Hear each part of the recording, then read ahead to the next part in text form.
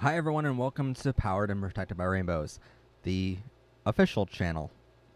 Um, so, for the past couple days, we've been creating content on the channel. We've spent the past 5 days, Monday through Friday here, creating 7 brand new episodes of the show that you're going to see. But while we've been working so hard and making actual content on the channel, someone else has created a fake channel. Hopefully you're getting this right now and it's actually streaming correctly. Hopefully. But we were just informed by a couple fans that this was happening. And basically what was happening was someone was on other channels and really popular channels, spamming all of their comment section with basically just absolute hatred, and absolute just, hey, we're come to Power Rainbows and check out our new episode. It was just endless. They were doing this. Now, granted, there were some channels that we will never ever work with, that are like gaming channels or something like that. I mean, I'll never have to work with, in the foreseeable future. But there were other channels that were LGBTQ channels that they were trying to spam, and trying to do this all in an attempt to I want to show you their actual channel first, just so you can see what I see. This is just news to me, like tonight. So they've been doing this apparently since June 7th, which is a couple days ago. It's June 20th, so it's been about 13 days that this channel has been online.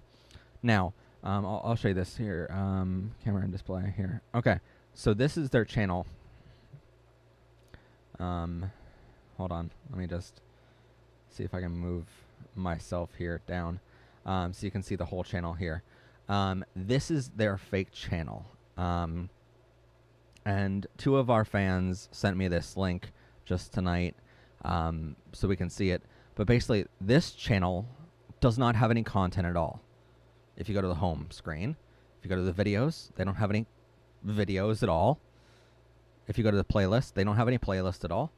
As compared to our channel here, at the actual Powered Rainbows, if you notice, when you go to our home screen, we have a lot of videos. We have 380 videos. We have plenty of playlists on the channel. We have a community tab, which you'll notice they don't have a community tab. You'll notice we have a membership tab, and we have a store. They don't have that.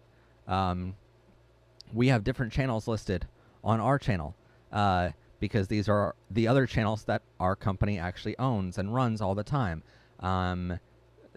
So then on our About, you have a whole description of Power Rainbows is an educational network brought to you by MHPTV. We provide this. Here's a list of all of our faculty and staff. Here's a list of our subscriber milestones and a huge thank you to our fans. And here's our email address if you want to contact us for business things like having us at your Pride event or whatever. We're located in the United States, so for reference of any laws that are applicable, we're in the United States. Links to all of our social media, all on there. We have 2,200,097, so like almost 2.3 million views. We joined September 10th, 2018. Now, you'll also notice we have a channel banner up here. This other channel doesn't have any banner at all. Now, so there's a lot that this channel doesn't have that we have. But you'll also notice something like, for instance, there's no membership button over here to join the channel either. This channel is missing all of it. And basically, if they uploaded any of our videos to their channel, it would be we would be able to take them down right away because it's a clear violation of copyright law and YouTube copyright law rules. So we would be able to strike that right away. But because they're not doing that, they're just creating a channel. It gets a little more difficult. Also, what's happening? People are saying to get verified and stuff. It is much, much harder than you think to get verified. And secondly, you have to understand, in order to create a channel, you shouldn't even be able to create a channel with the same name as another channel. That should not be a thing that's able to be done. Especially, you got to consider here. This name, Power Rainbows, has been copyrighted and trademarked in the United States of America. It is fully copyrighted. Like, you can't use that name anywhere without our express written permission. Anywhere. Like, even the Pride events that we go to have to get our signed approval to use our name. This logo right here, this picture of the battery that's with the rainbow in it, rainbow battery, that is copyrighted and trademarked to us fully. Like, that is our property. And so beyond the channel being a spam channel, these two pieces right here, the name and the logo, are enough for a DCM, I believe it's called DCMA takedown of their entire channel. So we've issued a takedown request through YouTube. We've also posted on their discussion a comment of, hey, this is not the official channel. We own the copyrights. We own the trademark. We are the official owners of what you're using right here, and you're doing all of this. So you need to take it down immediately. Now, their About section tells you more about what they're doing than I think you want to know. So, yes, we have a YouTube contact. We have reported this to them directly already. That email has been sent out. YouTube is handling it as fast as possible. And so this probably won't be up for another couple days here, hopefully.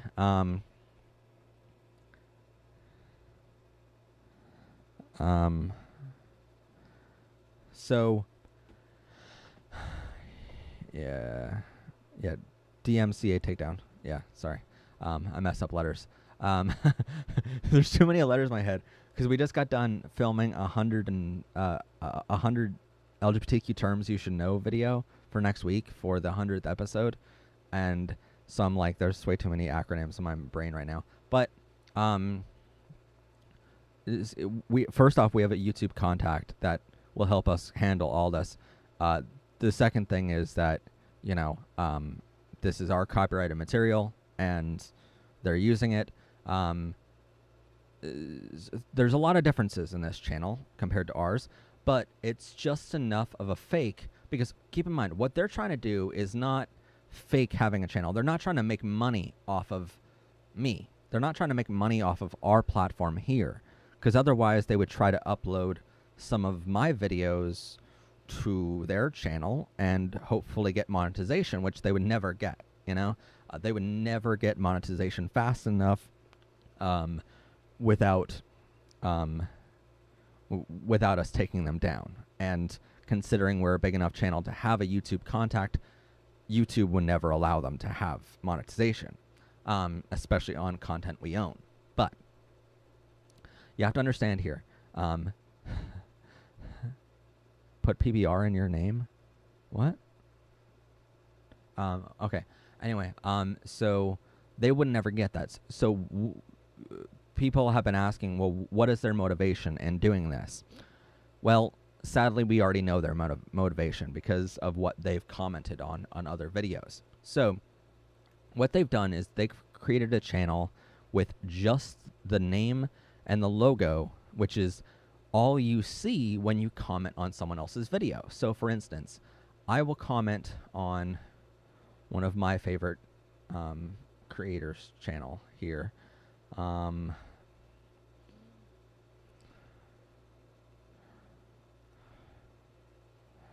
So Fluke the Husky, let's say, right? Right, so when I comment on this video, which I've already watched, by the way,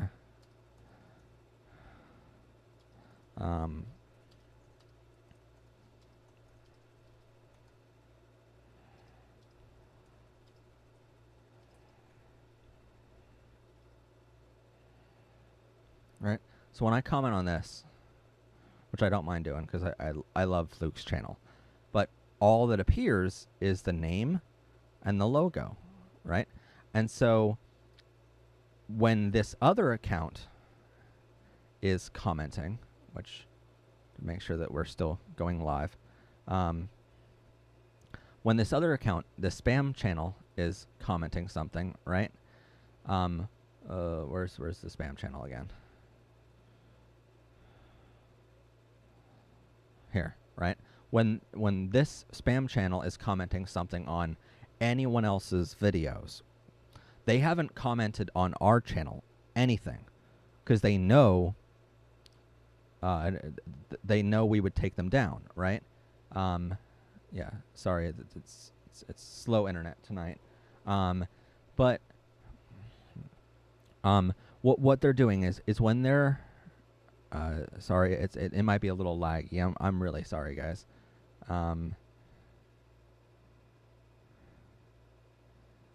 Yeah, I subscribe to AJR.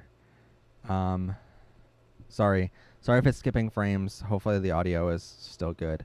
Our internet is sucky this month because we're uploading so much content. So anyway, I'll get through this as fast as possible, I promise. So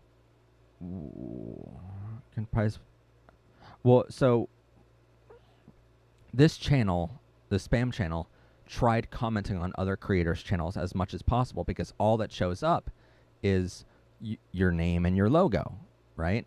On someone else's video. They haven't commented on our videos because they would know we would catch them super fast then, right? We would go, wait, why is there a channel called Power Brainbows commenting on our channel, Power Brainbows? So we would flag them right away. So that's why they didn't do that. They're commenting on other people's channels, other creators' channels, and where all you see is their name and logo, which is our copyrighted material. But they're commenting things like, hey, come check out our channel, which is linked to our actual channel, our actual Power Brainbows channel here. They're like, come check out our new video, and they're linking to our newest episode, Pride Classroom Graduation Ceremony 2021. They're linking to our videos as if we're spamming other people's chat, as if we're trying to advertise our channel on other creators' channels, which we're not doing. That's not what we do. Because that's a total no-no when it comes to YouTubers and how we interact with one another. If we want to do a collaboration with a channel, we contact them and we do a collaboration, you know? So that's the messed up part, right? Is they're doing this all so that other YouTubers get mad at us, first off, and secondly, they can spam enough online where other YouTubers our real channel, because keep in mind, they're linking on all of this here as if it's really us. And no one's gonna, when they're on another channel, they're not gonna, for instance, over here on Fluke's video, right? No one's gonna click on. Whereas if you spammed Fluke's video and saw like, awesome video, go check out our channel right here, and you had a link right here, Fluke might actually click on that link for a YouTube video and be like, wow, Power Brainbows is really spamming my chat. How dare they advertise themselves on my channel? Like, it's not what we do. If we want to do a collaboration with Fluke, we'll contact Fluke. I mean, Fluke has 130,000 subscribers. He's a little bigger than ours. But, I mean, we would love to do that, but that's the thing. It's like, that's not how you collaborate with creators, you know? So it's complete bullcrap. And why they're doing it is so hopefully these other creators will report our channel and our channel will be taken down. But what this other what these other people don't know is we already have a YouTube contact. We've already reported their channel. We've already taken all of the necessary acts to take down their channel. And a true sign of what they're doing. I'm sorry if it's laggy right now. A true sign of what they're doing is this. First off, they just joined June 7th, 2021. We've reported their channel art, their profile picture, and reported the user. But this description tells you everything you need to know. Their description says, I'm a faggot, ooh ooh. It's hateful. Using the word faggot, I would never do that. Ever. Like, the only times I ever say that are in context to, like, describing what the word means. That's it. It's an extremely derogatory term I would never, ever, ever use on my channel to describe anyone, including myself. So it's extremely hurtful, anyone that would do this just to make it seem like I was anti-LGBTQ. This is completely defamatory on top of already breaking copyright and trademark law. So, like, that's the thing. There are so many laws being broken right here that we had to report them.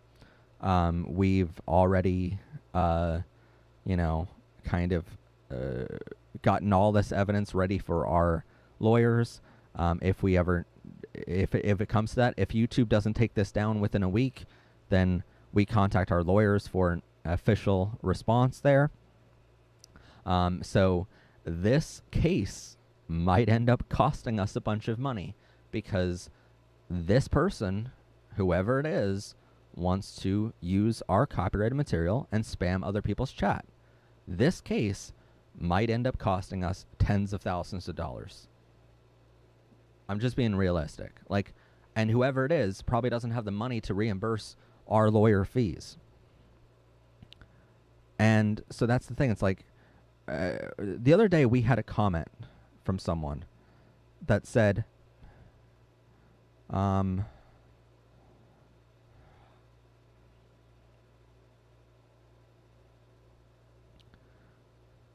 the other day we had a comment from someone. I'll go back to my face cam here really quick, just so I can see if I can find it really quick. But someone said on our video, "Oh, how come you put an advertisement to your merchandise store, or how come you put an advertisement for your memberships, or how come you ask people during your live streams or whatever for super chats?" It's like, first off, this show this month has cost on our own, in our own studio. This equipment cost, like, we have over $100,000 of equipment that makes this show every single week. Like, $100,000 of equipment makes this show what it is. It's like, that's just equipment. Let alone the fact that I just spent 40 hours this week working on new content because in 2 weeks' time is my birthday and I want 2 days off. I had to work extra making 7 videos this week because I want 2 days off 2 weeks from now. You know? Like, it's unbelievable. Like, the amount of work we spend doing this show. Like, we have an episode coming up. I'll see if I can show it to you. Just a tiny bit of it. Making sure that we don't have that other screen on right now. Because that'd be bad. So anyway, there's this episode coming out.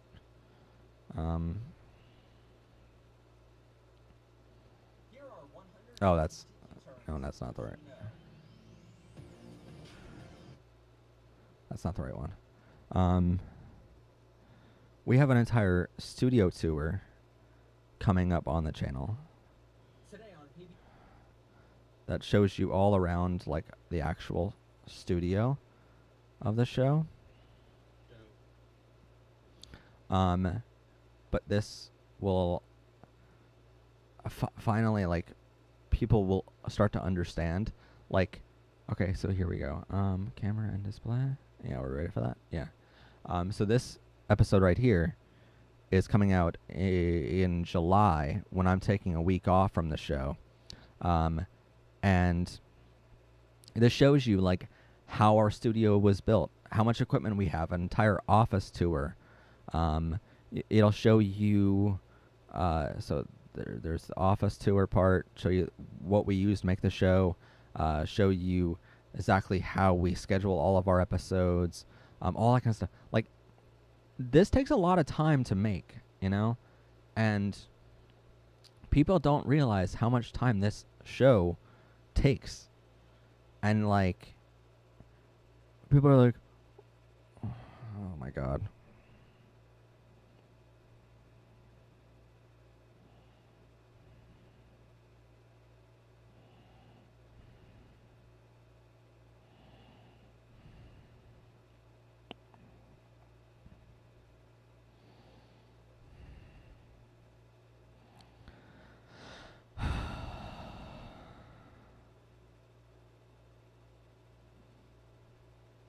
Really?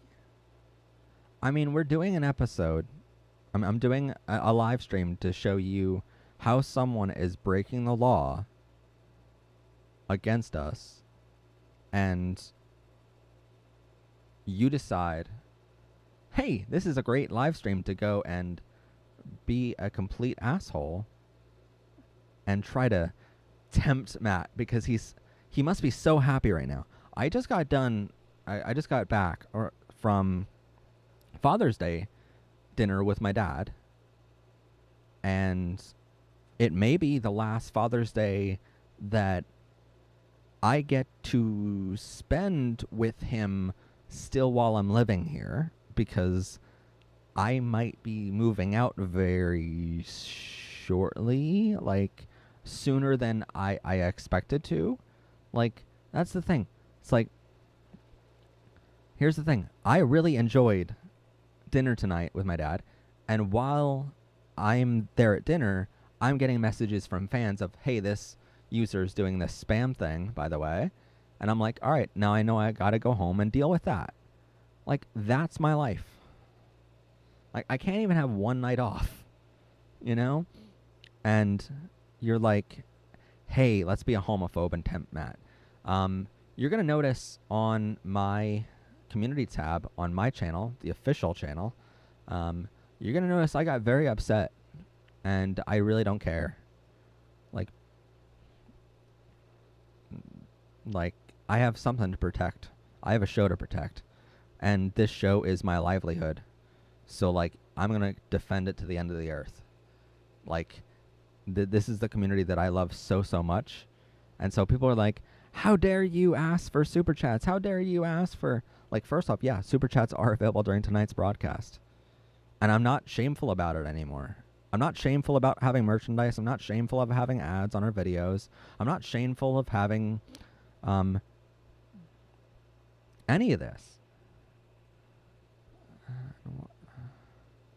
And yeah, people are like, why? And I'm like, because this place costs tens of thousands. Like, this place costs thousands of dollars a year to run. Like, you don't see the expense reports. I do. But this show costs thousands of dollars a year to run. Plus the fact that I spend 40 hours a week doing it, which is time that I take away from other jobs that I could potentially do. So it's like, yes, we have merchandise. Oh no. Like, I gotta eat somehow. Like, I want to provide this education. I want to do all this, but I can't do that without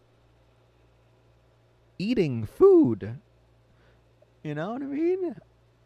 And it's like every time someone comments something like, oh, how dare you advertise your merchandise? I'm like, how dare you comment that? I just want to, like, freak out at them, but at the same time, I'm like, yo, do you have any idea how much this TV show costs to run?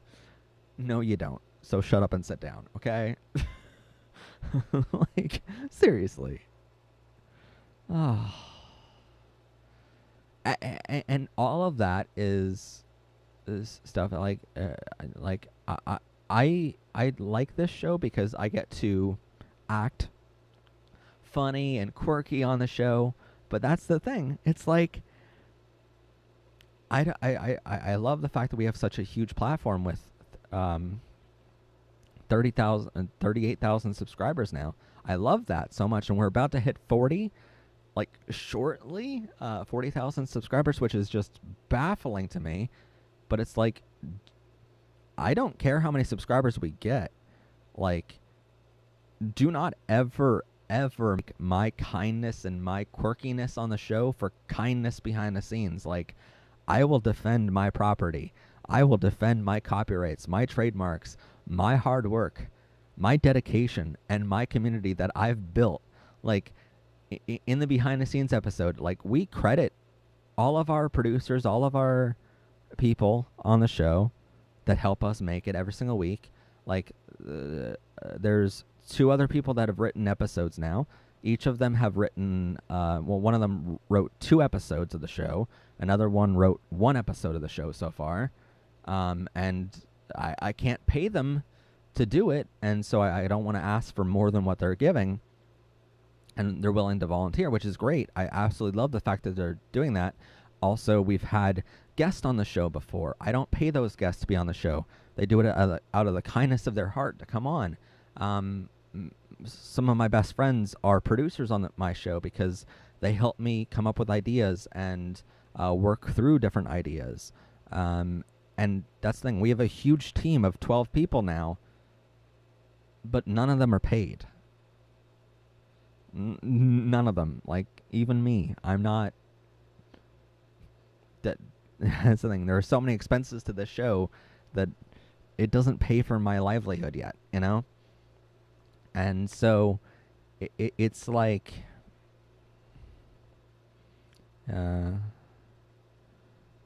It hurts when this kind of stuff happens, and it's like, I'm going to defend my stuff. Like, when I look back at this show, 380 episodes, like, our 380th episode is going to be posted on Friday of next week.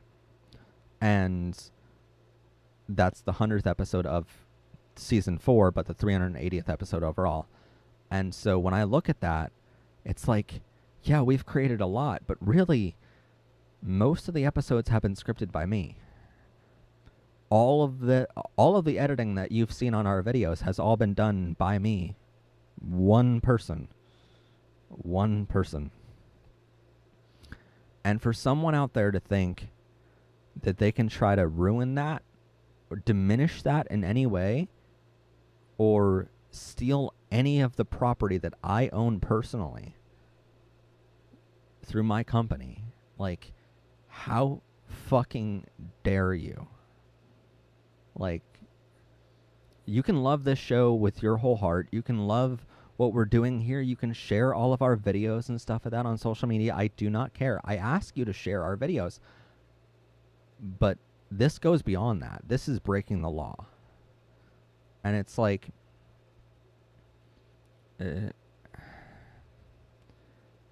it's just like, this is what people do in their spare time.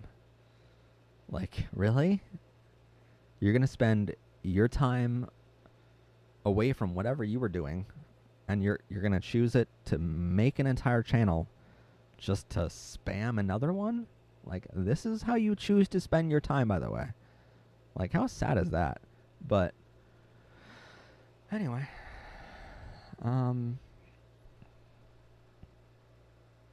and the worst part is, like, if YouTube doesn't take this down within a couple days, I'm going to have a couple $1,000 expense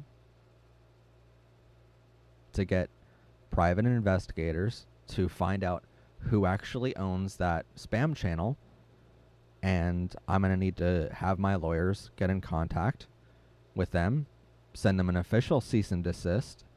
If they don't listen to that, a couple more weeks later, then we have to file lawsuits in the federal government for trademark and copyright and a whole bunch of other things, and impersonation. Like, the list goes on and on of the lawsuits we would have to file.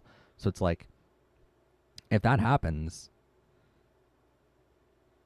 like, my company's profit for the year that would normally pay for me to eat while I'm making this show, all of that profit from my company goes towards suing this other person to take down this spam channel.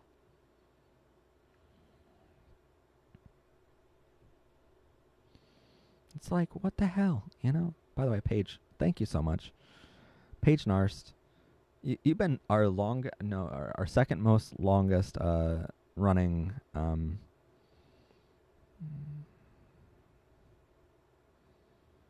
okay, yeah. Yeah, sorry.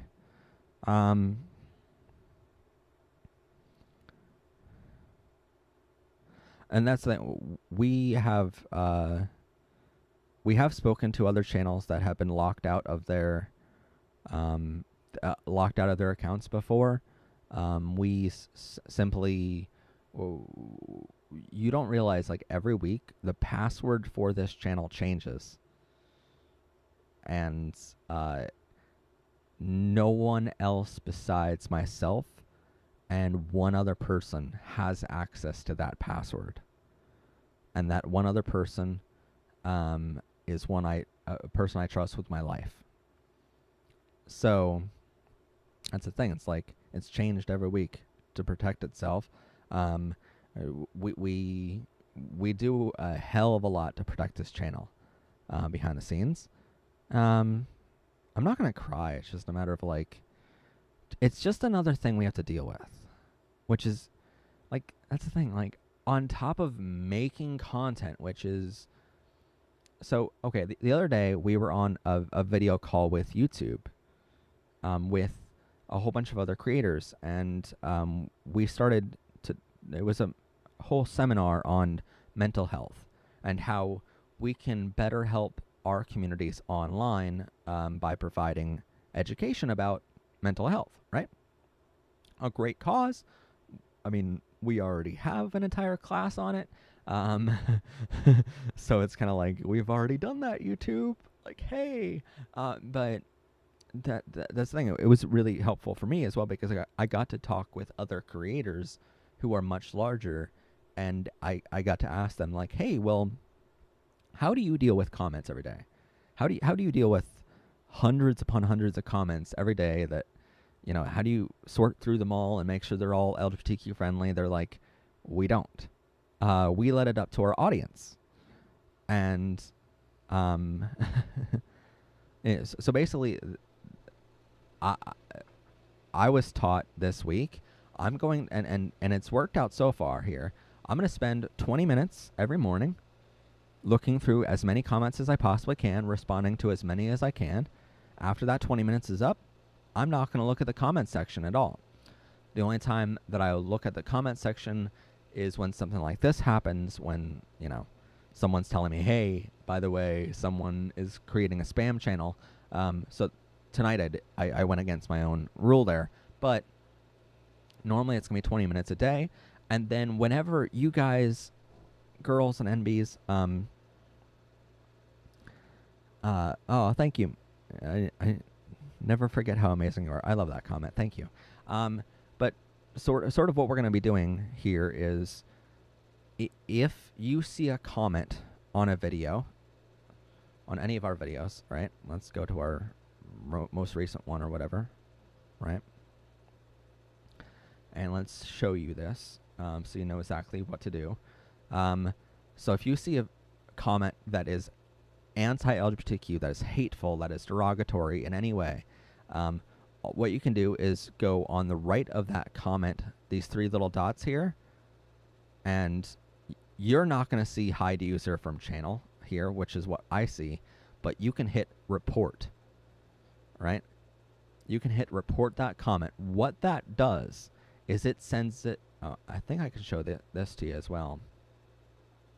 Hold on a second. I think I can show this to you without being weird here. Yeah, we're good. Comments.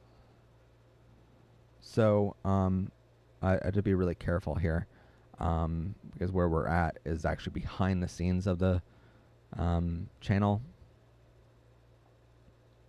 So what it does, when you hit report, that comment goes into our held for review section right here.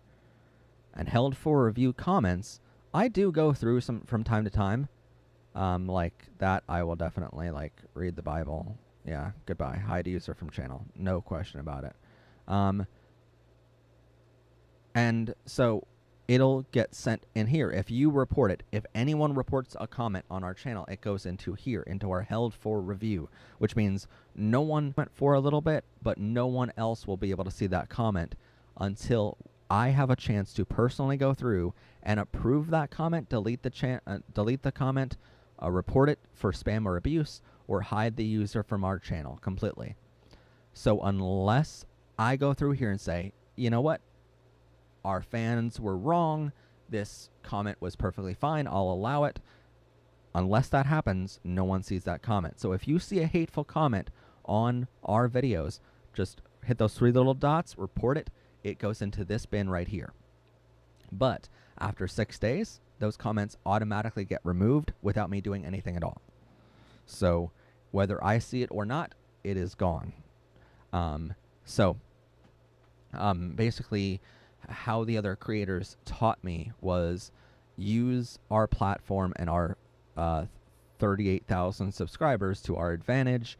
That way there's 38,000 moderators. That way there's 38,000 people trying to keep this an LGBTQ friendly space for all, instead of it just being me. Because I used to have to read every single comment all the time, and now it's helped my mental health this past week so much, not having to do that every day. Plus the fact that with creating so much content, like you got to understand, in order to moderate that many comments every single day, it was taking so much time away from making the actual content. Like, there was no way I can do it and keep it up like this. So I have to restrict my time moderating and concentrate my time creating. So that's what I'll be doing from now on, is 20 minutes a day and then making new content for the rest of the day. I'll be I'll be here for 20 minutes, and then all of a sudden it's like, hey, I have new content to make. I have a job working for my own production company that I have to go make content for other customers. Like, all of that has to still happen. And so anytime you see any homophobic comments or transphobic comments, just report them to us. And if I don't have a chance to go through and see them in person, then everything will be eventually deleted on its own there. So yeah. But anyway,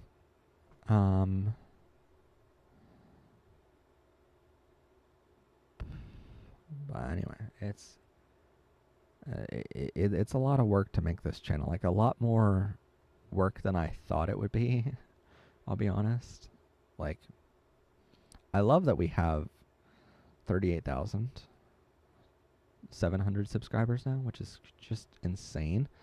But it's like, oh my God, like I have a lot to do now, and I have a lot of responsibility on top of, on top of just like making silly videos for the internet. Like, no, this show is highly researched. But anyway, I wanted to let you guys know what was happening, and why you might. So basically, you might end up seeing a couple people in the comments in the next couple weeks, especially on the newer videos that we post. You might end up seeing some people that are like, "Oh, how dare you go to this other channel and spam the chat with advertisements?" You might see that for a couple of weeks, even if that other channel is taken down, especially if that other channel's taken down like we want it to be, and like it's supposed to be. If that other channel goes away, which is exactly what we want to happen, there might be some other creators who are still like, oh, this Power Rainbows platform was spamming my chat, you know, because the spam channel is no longer there, you know. So you might see that. So all that I kindly ask is that you, if you see that kind of comment, explain to them, hey, by the way, there was a spam channel. It's gone now. It's been reported to YouTube.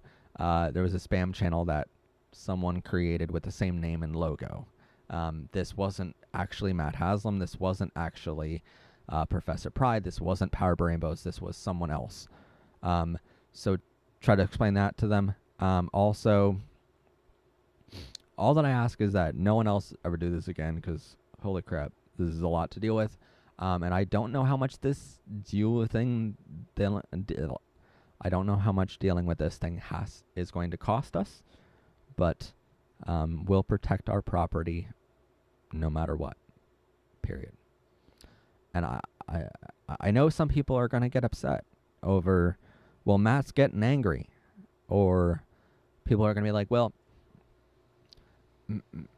Matt put that comment in the community tab in all caps, and he was mad, you know.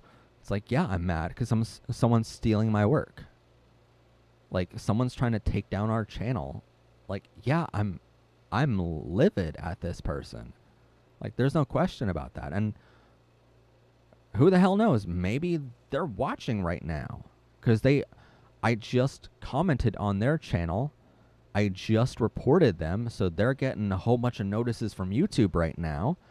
I'm making an entire blog post about it, and I'm making a video about it, so they're probably going to see it. Like, they're probably watching right fucking now. I wouldn't be a bit surprised. And if they are, go fuck yourself. But, like, more importantly, take down this fucking channel, this spam channel, because it's clearly breaking the law in so many different ways. And we'll get you. Like, we're gonna take your channel down. We're gonna take your spam channel down because it's our property. You're using our property. You can make whatever the fuck channel you want. You can make whatever content you want to make. You can use your own logos, your own name, all you want. Don't use ours. Don't use our property. Like, I don't. It's actually not a bad idea. That's not a terrible idea.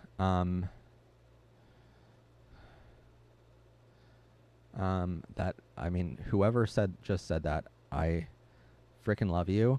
So here's what we're gonna do. Oh, thank God we're not on that. My mind's not in the right place right now. I'm sorry, guys. Guys, girls, NBs, you know what I mean. We just had a whole seminar on, like, hey, don't call your audience just guys, because they're not just guys. They're girls and NBs, and I know. I'm sorry.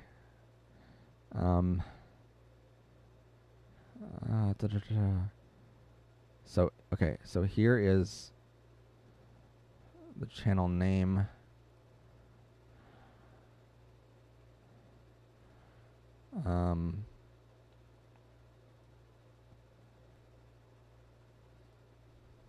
So here's what we're going to do. I'm going to post a comment with the spam channel. This is the spam channel's YouTube link to their channel. After this live stream is over, please, please, please, all 83 of you watching right now, 88 of you watching right now, go report this channel. Click on that link. All you need to do is click on that link. You'll go to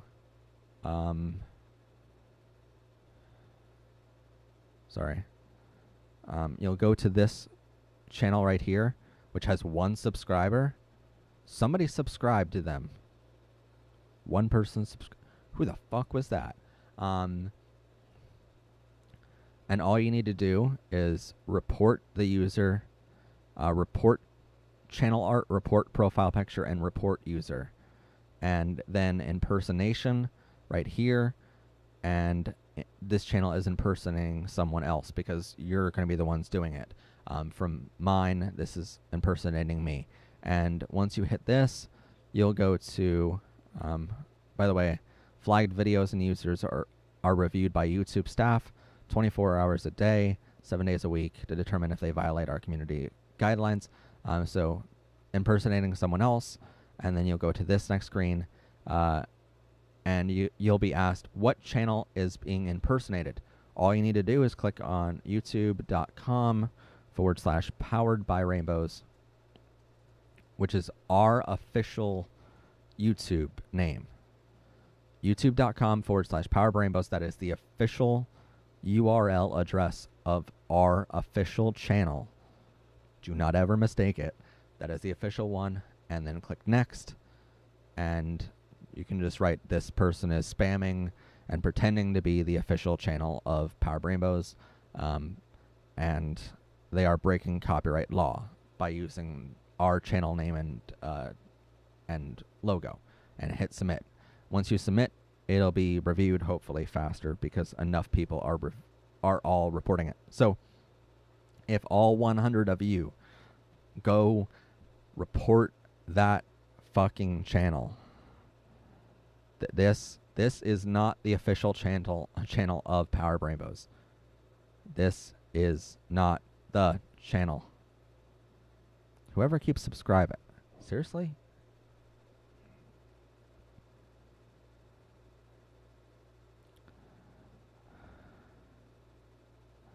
Yeah, they use UWU like a furry, and we are a furry positive channel.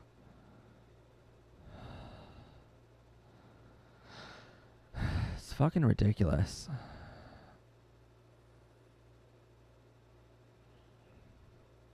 And that's the thing. Well, okay, so what might be happening is they might be getting subscribers from you guys and girls and MBs because some of you might be like, hey, I want to keep track of this channel to see if they actually go away. We will keep track of that on our end. Trust me. We have their channel user URL name. We have their channel surrounded. We have their channel info. We will take care of this. We need your help in reporting them right now. So all you need to do, go to their page, report it, go to the About section right over here. So click on the link in your channel in the chat that I just sent out a couple minutes ago. Go to the About section, report user right here with this little flag, and it'll get done. So if you're subscribing to this channel right here with the description, I'm a faggot, ooh ooh, that is not our channel. I would never say the word faggot at all. At all. Like, other than to describe what the word means in the context of a video, I would never, ever, ever say that word. So this is not our channel at all. Another couple ways you can tell us apart, just in case you're not, in case you're wondering, there's a clear difference here. First off, 38,700 subscribers. 1. We have a channel banner with our official logos and season 4. Nothing up there. We have our logo and Powered by Rainbows. They have the same name, but that's copyrighted material. That's our property that they're stealing. We have videos on our channel, 380 of them. They have nothing. We have a community tab. They don't have a community tab at all. We have membership tab. They don't. We have a store tab. They don't. We have a channel tab that has 3 featured channels on it. Matt Haslam Music, Matt Haslam Productions, which is our parent company, and VLamp, How To Show, which are all 3 of our company-owned YouTube channels. They don't have any channels listed. This channel does not feature any other channels because you're not fucking real. Our About section has an entire description about what my quirkiness on the show. We will get you. Okay? And on top of all that, they joined June 7th, 2021. Our channel has been around since September 10th, 2018. We have 0.3 million views on our channel so far. They don't have that listed here because they just started their fucking channel. They don't have any content. This is fake. Period. That is it. Okay? So, I'm sorry I'm mad. I'm not mad at all of you awesome people that watch our show, but yeah.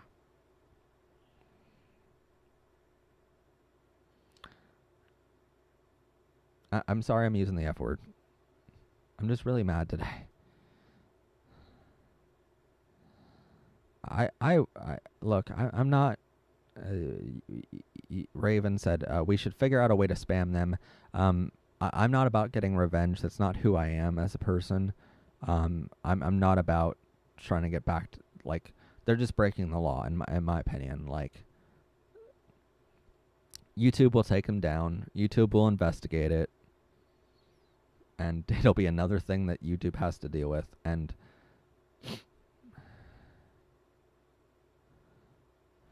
YouTube won't let me go to a website.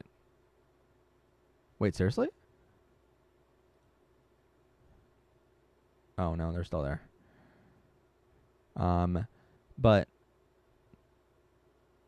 I don't know why this subscriber account's going up. Probably people that hate us are like, hey, let's subscribe to this other spam account. Not gonna lie, we post a video, and all of us, like, we'll post like a 15-minute episode or something like that, and it's like less than 2 or 3 seconds before we get a dislike on the video, and I'm like, you didn't even watch any of it yet, you know, and you already disliked. So I obviously know if people are subscribed to my channel that don't like me, that hate the content that we're doing, and they just want to keep track of us. It's like, maybe you should pay attention from time to time. You might actually learn something. Who knows? Maybe.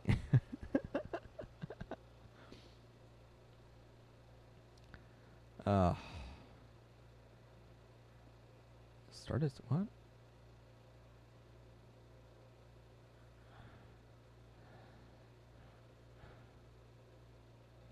Anyway. So that's the thing we're having to deal with, and yeah. So I wanted to let you guys know that this is happening, just in case you see, hey, you know, this is happening. Also, now you can maybe understand, like, why we put advertisements on all of our videos, why we put a little, like, commercial in our videos anymore of, like, hey, check out our merchandise store. Become a member today to see exclusive behind-the-scenes content, bloopers, and more. Like, they're awesome bloopers. By the way, if you're a member of our channel, like, we have a ton of bloopers for you. Like, I've noticed our members aren't checking out our bloopers content on the channel, which is kind of weird. But I don't know what you want. What do you want from me, members? But, like, they're still members. It's just a matter of they don't click on the bloopers episodes too often. So, like, go check out those bloopers. They're awesome. But I'm not gonna feel ashamed anymore. Like, the seminar with YouTube and other creators really has taught me that I'm not going to feel ashamed of what I have to do to keep this place afloat. I'm not going to feel ashamed of doing something for my mental health. Like, in 2 weeks' time, I'm taking a vacation for myself for 2 days. Like, I'm not, when I go on vacation, I'm going to a place I can't tell you where I'm going, by the way, because otherwise, if you happen to see me there, say hi. But if you know in advance where I'm going to be, then it's not going to be that private for me. And yeah, I kind of just want, like, some mental health time. So it's going to be time away from the office. I'm taking my cell phone, but I'm not even going to be opening the YouTube app at all. And people are like, I'm not going to feel ashamed of taking time for myself from now on, because I need to be a glass half full in order to share that with other people. I can't be a glass that's empty trying to share parts of me. It doesn't work that way. I'm also not going to feel ashamed of putting ads in the videos. I'm not going to feel ashamed of asking for super chats on live streams. Like,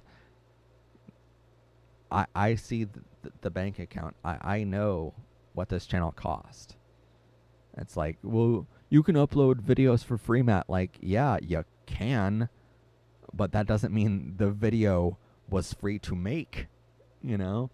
Like, the other day, I'll show you.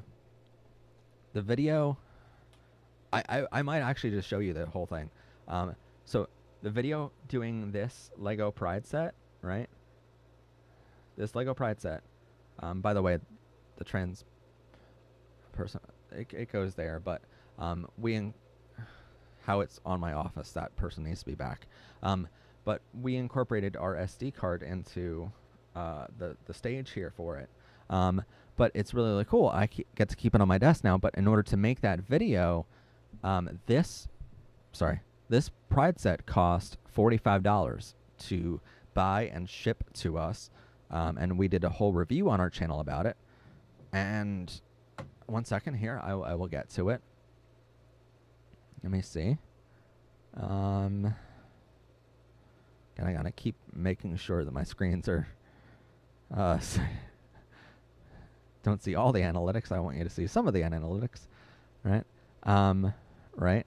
So far on that video, like from ad revenue, we've made $13. It's like that video has gotten more views in the first like week here that it's been published, but it still hasn't made enough money to pay for that Pride set. Like the way videos typically go is they get more views in the first week as soon as they're uploaded, and then the views kind of diminish over time. It's sort of like this like spike, and then all of a sudden like a gradual downhill. It's already in that gradual. This video is already in its gradual downhill, and so it's like, yay! We didn't make enough money on that one video to pay for that video to be made, you know? So that's a great feeling, right? And it's like, that's what we have to deal with all the time. Why? What's going on?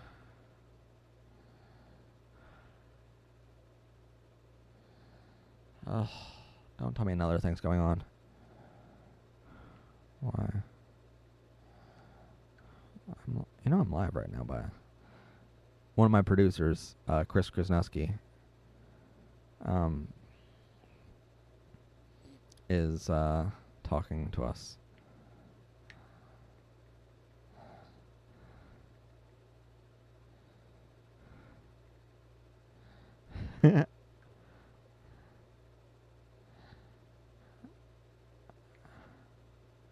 Are you in the chat right now? Chris, are you in the chat? Say hi to us if you're here. But yeah, so we're dealing with that. Anyway, so I'm not going to feel bad at all for what I have to do from a business aspect.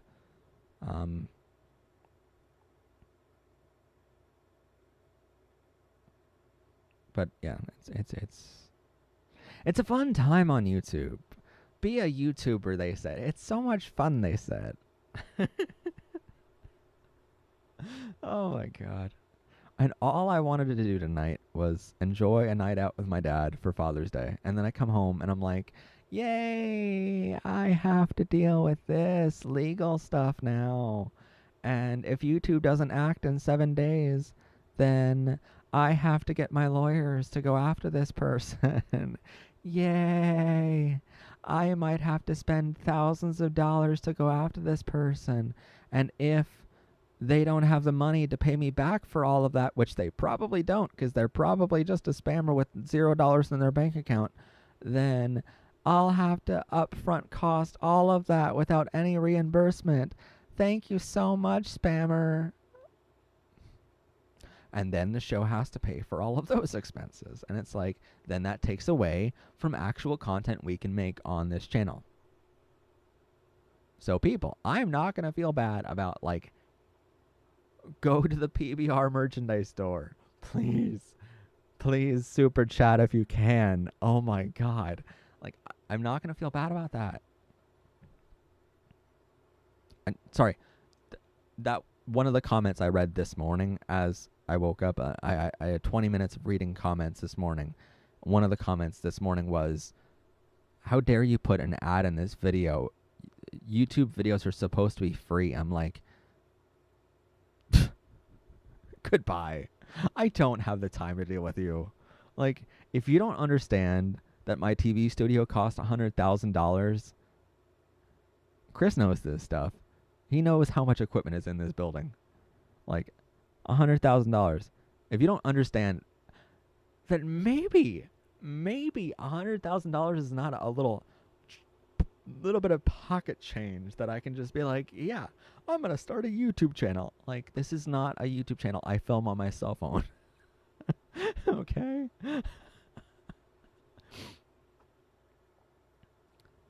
I really like the rainbow tumbler. I know, right? Our new designs are so awesome. I mean, in 10 days, at the end of June, there's going to be a whole bunch of designs from that merchandise store that are going away forever. I know they're expensive. Here's my rebuttal to that, okay? First off, we go through a merchandise company to do that kind of stuff. So while it's expensive, they have to print 6 or 7 colors, to be fair. Every one of these colors is something they have to print and like one run of. So like a t-shirt that has all 6 colors of the rainbow in it, they have to go through 6 different times to print those colors on that t-shirt or whatever, right? Chris is saying, I can confirm that his studio has an extremely expensive setup. Like, it's unbelievable. It's like a legit TV studio. Yeah, you'll see in a couple weeks we have a tour of the studio coming up on our YouTube channel here. We legitimately take you on a complete tour of all the equipment, so you can see how this show is made every single week, how we're able to make the amount of content that we make to the standard of quality we're talking about. Because I don't want to put out an episode that's like, whatever. No, I don't want to put an episode out that's like, oh, this was shot on my cell phone. What do y'all think of it? Like, no, I want to put it on an episode that's like, boom, here. Because you don't have to, you have to understand, our show is also broadcasted on legitimate TV station networks. Like, when a broadcaster is like, hey, we want to have some LGBTQ content, do you mind if we show one of your episodes that's like 30 minutes long? Do you mind we show that on our TV station? And our show has to be ready to say, yeah, here's the video. It's already broadcast ready. It was shot in Rec 709 standards that are ready for any broadcaster to use. You have to understand all of our episodes have to be ready for schools to use, because schools still do not have this education in their classrooms. They don't know how to teach what we're teaching on YouTube for free. Like, well, not for free, but they legitimately don't. The millions of employees that the Department of Education of the United States of America has, they still cannot figure out how to do something that 12 people from Pennsylvania headed. You got to keep in mind, again, 3 of our episodes so far have been scripted by our writers, one of which is Chris Krasnowski, an amazing person from Burning Earth Productions, by the way, that is in the chat right now. So he has written an episode so far, and he's given us ideas for other episodes, but you have to understand, like, legitimately speaking, out of the 380 episodes we've had on this channel so far, I've edited 379 of them by myself, and one of them with Chris Krasnowski. So and he mostly edited that one. I did like 10% of it. But like, so all of the editing is done on but me, right? Scripting wise, Chris wrote 1 episode. Marissa wrote 2 episodes so far, so that's 3 out of 380. The rest, me. It's like, first off, yes, I'm going to defend my show. Second, good night, Rebellious. Thanks for joining us. And thanks for being a moderator. An awesome one. But like legit, it's like, yeah, I do a lot of work for this channel. So yeah, I'm gonna defend it. But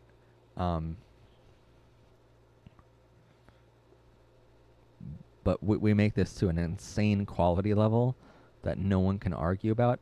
And so it baffles my mind how like millions of employees of the Department of Education cannot figure out how we're able to do this with zero budget. Like, Department of Education, it was over here with billions of dollars of yearly revenue and funding from the government of the United States, and it's like Matt Haslam Productions, couple $1,000, and we do a whole lot better job than millions of the Department of Ed. Like, I've heard, you gotta understand, I've heard from teachers that I used to be my actual teachers in high school. I've heard from them now, and they're like, I mean, to be honest, you're able to do a whole lot more than we're able to do in a classroom. And I'm like, no shit, because I'm on a platform that allows that. And I'm kind of baffled that with the amount of funding we have, which is like here, and the Department of Education, which is like here, you know, why is there such a discrepancy, and why are we able to do a whole lot better education than they are? Why is our funding here and their funding is here? And why is the education level here?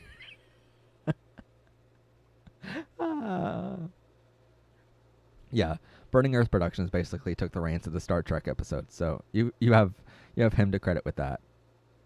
I'm sorry, them to credit with that.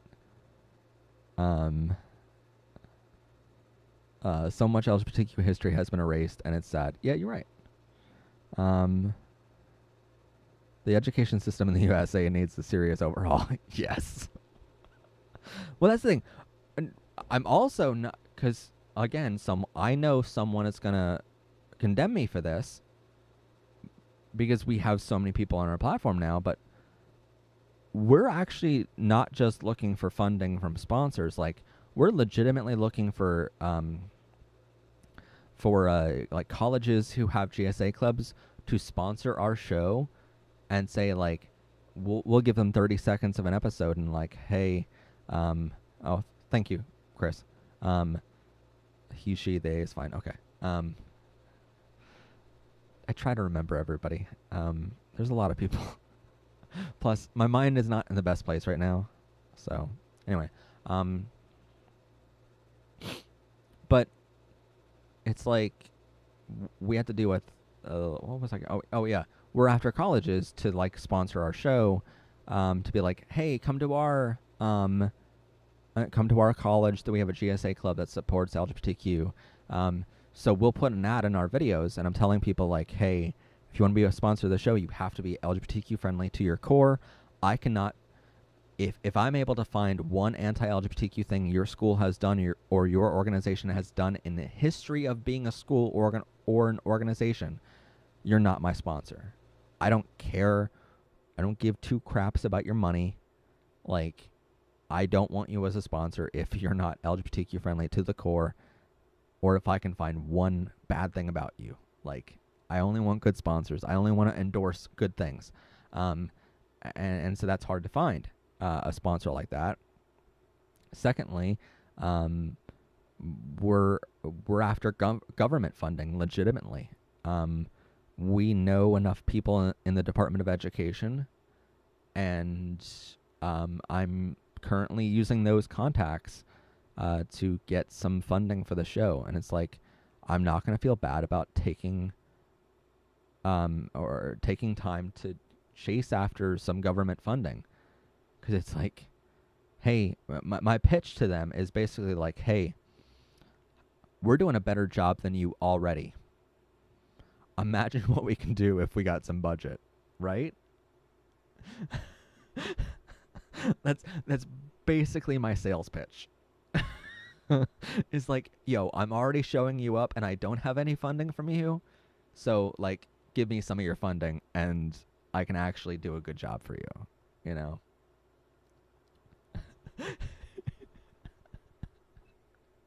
Oh, I am very sassy tonight. I'm sorry. Um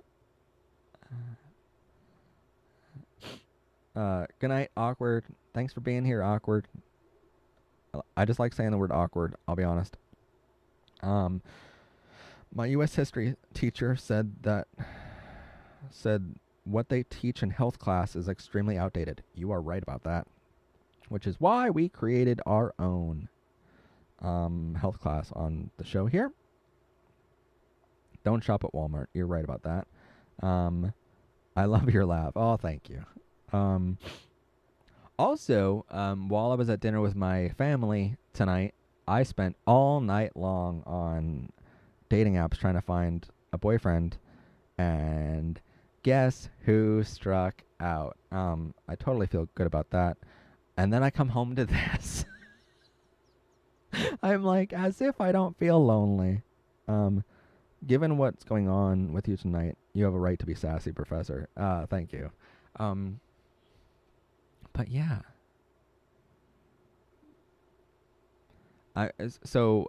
We just got done recording and editing. So we were scripted, recorded, and edited 7 episodes this past week, plus next week, like Monday to Friday this coming week, 21st through the 25th, I believe it is. I only have to edit one commercial that will end up airing the following Monday, and then we're going to be editing, recording, filming, and editing a special video that's going to air July 3rd on the channel. And people are like, what's the significance of July 3rd? Why are you going against the normal Monday, Wednesday, Friday schedule? First off, the Monday, Wednesday, Friday schedule is ending June 30th there, the end of the month. And sexy man for Matt, yes. I'll be honest, I was in the casino earlier tonight with a family, and I just see a bunch of a group of 15, 20 guys going by, obviously probably in a bachelor party or something like that. My eyes were like, ooh, 20 guys, you know? And then my heart's like, yeah, but which one do I go after? Which one's the gay one? And then my brain was like, yes, all of them. Give me them all.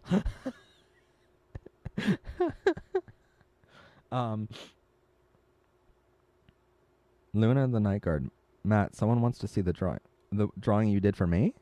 Is that what you're talking about? The sassiness is entertaining. Oh, thank you. Okay, yeah, people can see that. Sure. Hold on.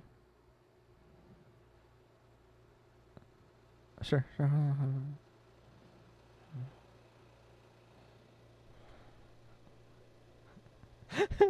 Sorry, I had to show my favorite scene from The Office. No, this is Luna the Night Guard's drawing of me as my Fursona, my Labrador Retriever. Wait, I didn't even notice that at first. You have Luna the Night Guard in a rainbow. I didn't even notice that.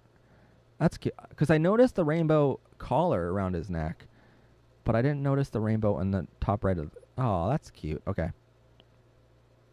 By the way, if anyone wants to draw my Fursona, you are just a saint to me. You're just. I love you guys so much. You have no idea. I know someone is going to be like, well, Matt's just trying to protect his money or some shit like that. It's like, first up, yeah. No shit, I'm going to protect my money. Do you have any idea how much I've invested into this company over the years? Of course I'm going to protect it. It's my livelihood. This is how I eat. This is how I sleep. This is how I pay my rent. Like, this is, yes, of course. But secondly, someone's gonna be like, oh, but like, no, I'm protecting this community, this channel that we've built, this family that we've built. I'm protecting the 38,000 people, the 2 million people that rely on this education. Like, I'm protecting y'all more than, anyway. Also, this is really cute. He puts, like, so July 3rd on my birthday, I want some puppy to go like this to me, okay? I want them to be like, hey, I'm going to put this on top of my nose and the candle. And then, oh, you can blow it out if you want to. And then evilly sneaks a kiss. Like, that's what I want to happen July 3rd. If that doesn't happen July 3rd, I'm going to be highly disappointed.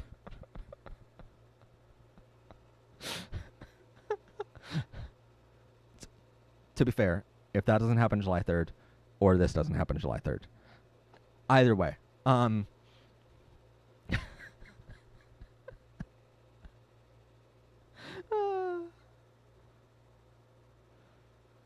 are probably like, oh my god, Matt is like so fucking thirsty. Yeah, I don't care. I'm not bashful anymore. I used to be in the closet. I am very out now. I'm out as a gay man. I'm out as a puppy. Ooh woo, all day long. I don't care. Matt has seen how realistic I draw. Luna draws awesome. I don't have a reference sheet yet. I really wish I can wink. I really wish. Oh man, that'd be awesome.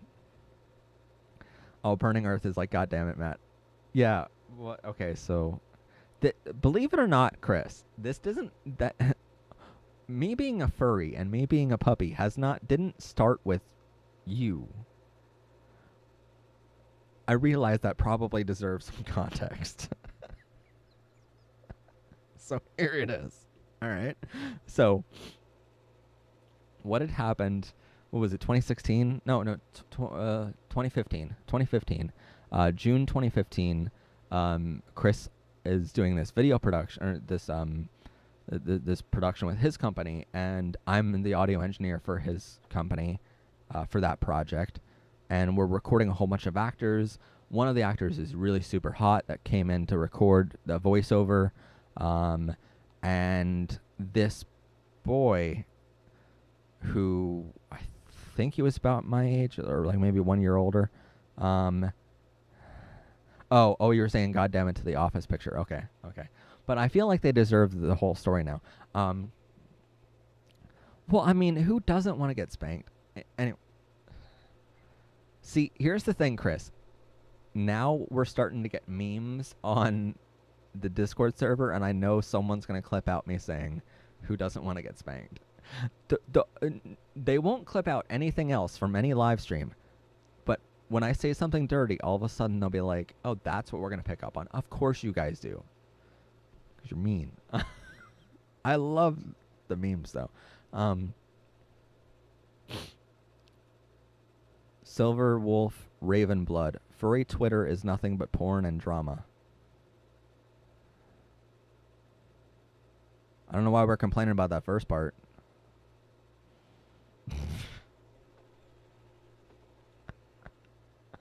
Anyway.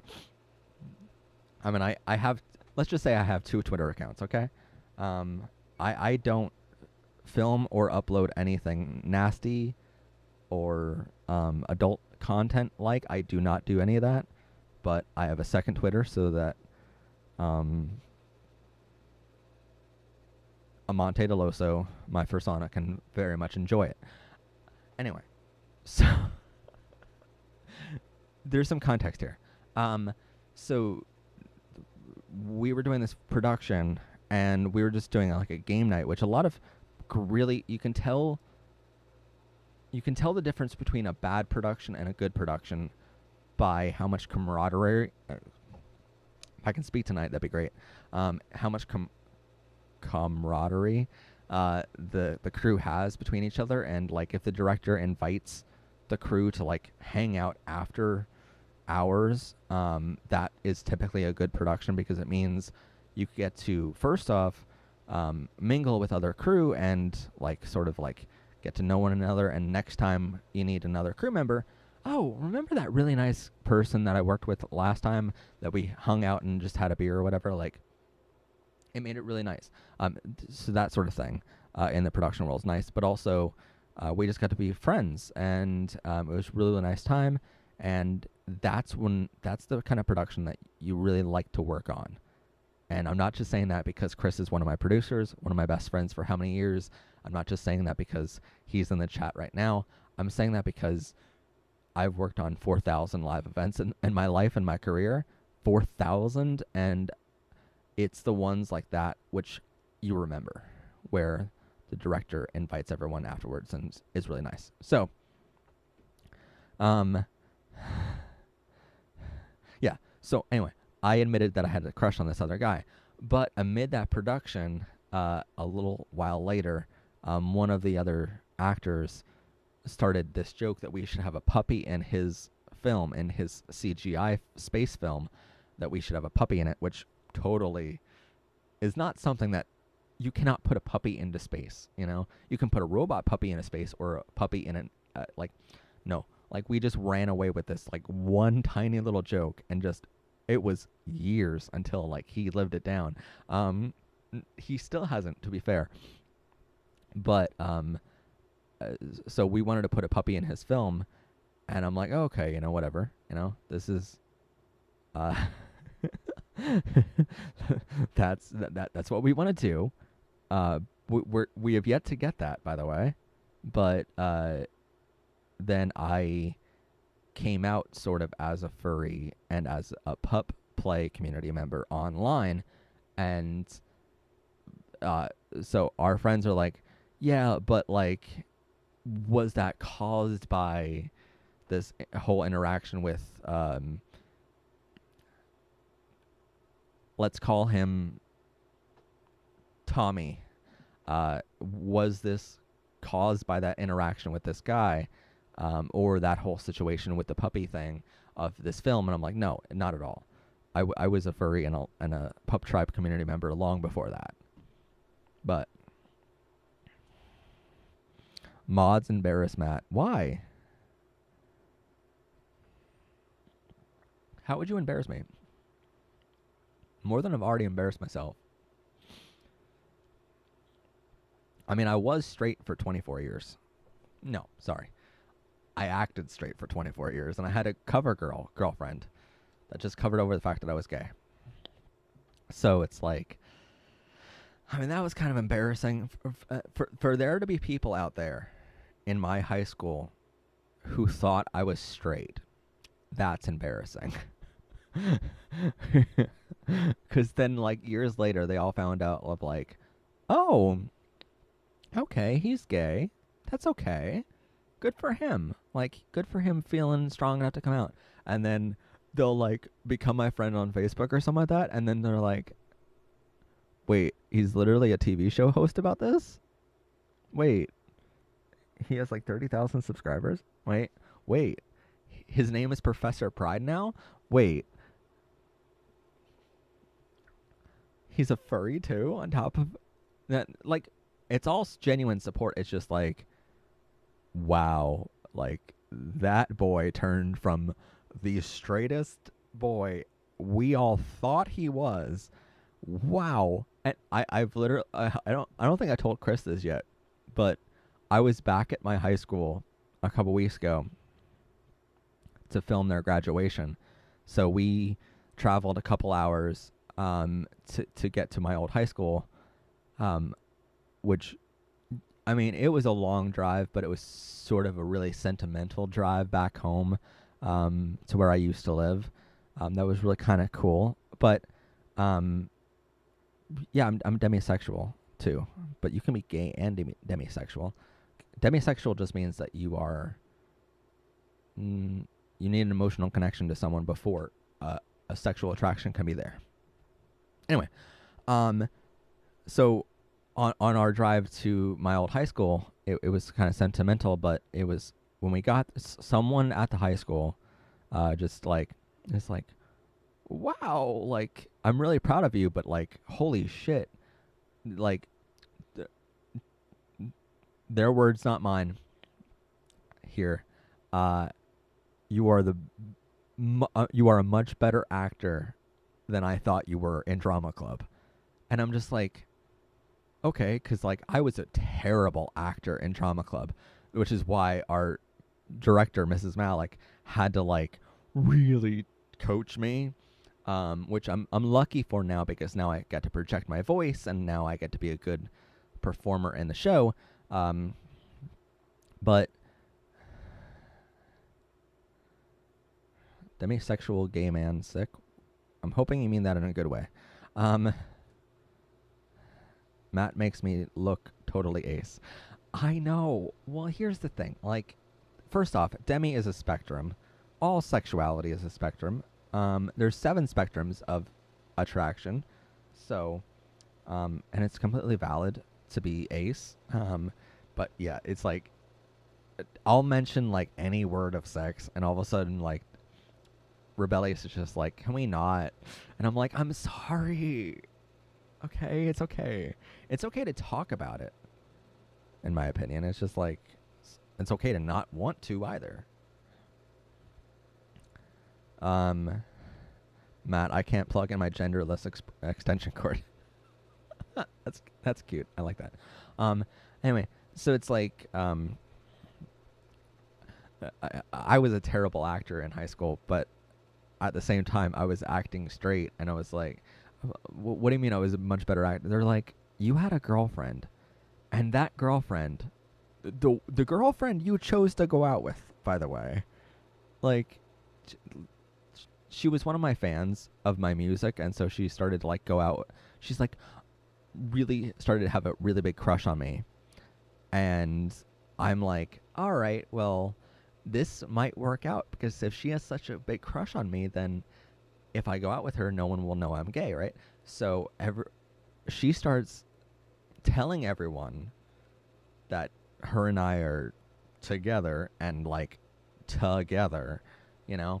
And I'm like, could you not tell everyone that? Like, that's private stuff. And I mean, of course, she never knew that like every time I was thinking about some hot guy or something. Anyway, but that's besides the point. So she starts telling everybody, and they're like, yeah, she used to tell everyone about that, and I'm like, I know, and the person I was talking to, like, you're a much better actor because you got someone else to act along with you, and I'm like, they didn't know they were acting, to be fair, and so yeah, I got quite a few compliments over the years of how good my acting was being a straight person. And now I'm like, look at me now. Look at all the rainbows. Why do you have a giant 10-foot by 7-foot backdrop rainbow in your house, Matt? Why do you have so many rainbow flags around you? Like, because I had to hide it for 24 years. Now I don't want to hide it anymore because you shouldn't never have to hide it. Bonk? No, boop is a lot better. Booping noses is the best thing ever. if you've never, I don't care if you like dogs or not, if you've never booped a nose of a dog with your own nose, you've not lived, man. You've not lived.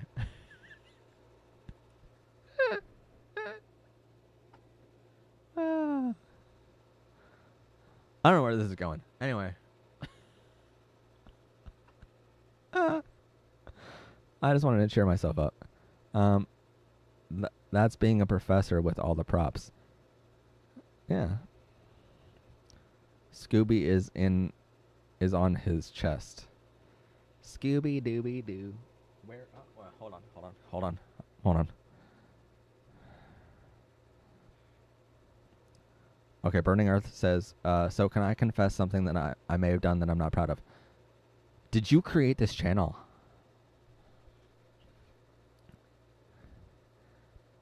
Chris, is this your work? God damn it.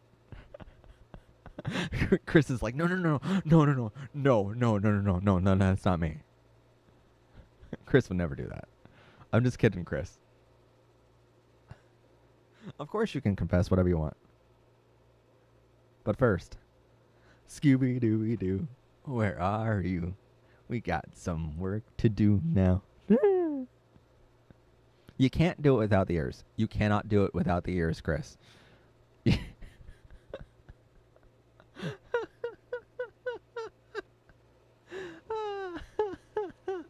Oh, no, something you're really proud of? Sure. Yeah. Is it me? Is it me you're looking for?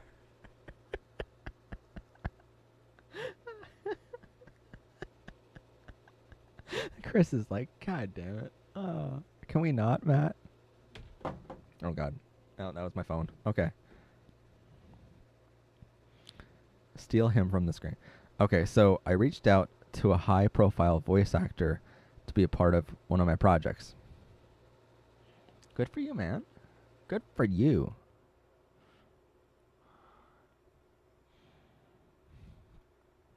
Where's my tail at? First off, I have multiple tails. No, multiple tails. His name is DC Douglas. Awesome. Remind me later on, not tonight because it's busy night, but I have someone for you, by the way. Not like partners, but like a voice actor that's LGBTQ friendly that got in contact with me a while ago, thanks to a friend at my other job. Oh yeah, I also have another job, as if running 2 companies wasn't already enough.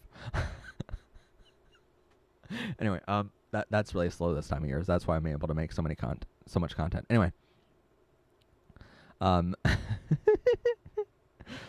no, this voice actor contact with me, and I'm like, yeah, the most I'm able to use a voice actor is for like our commercial every year or whatnot. I really don't have any voice acting stuff on this channel that we need too much. But I'm like, I was thinking you might need services more, and so I was thinking that. Anyway, we'll talk. But I thought he was gonna say D's nuts. Don't get me hungry. God damn it. You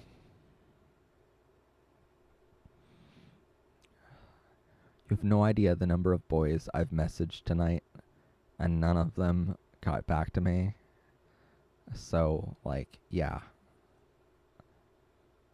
It's not that, no, it's, I wanted a boyfriend, and that's hard to find. Anyway, so Deed's nuts make me hungry. My hands were shaking the entire time I wrote the email. I know, right?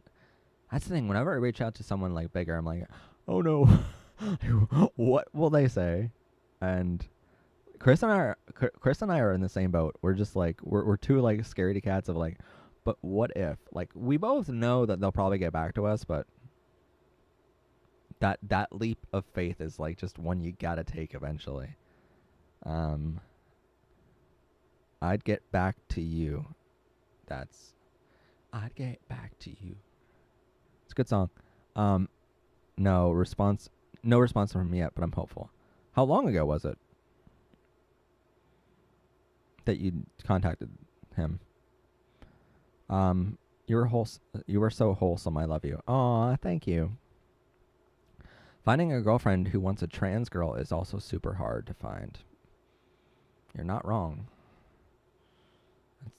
We should probably cover that in an episode one time of just like how much harder it is for LGBTQ to find partners.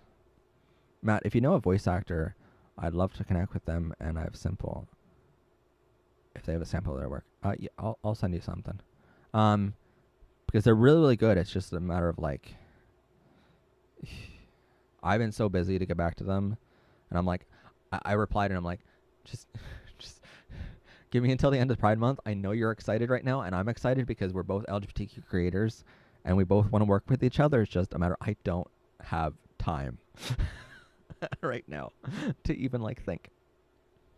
Because that was amid scripting 7 episodes this week. it was in the past 24 hours. Well, then they're not going to get back to you in 24 hours. No one gets back to me in 24 hours.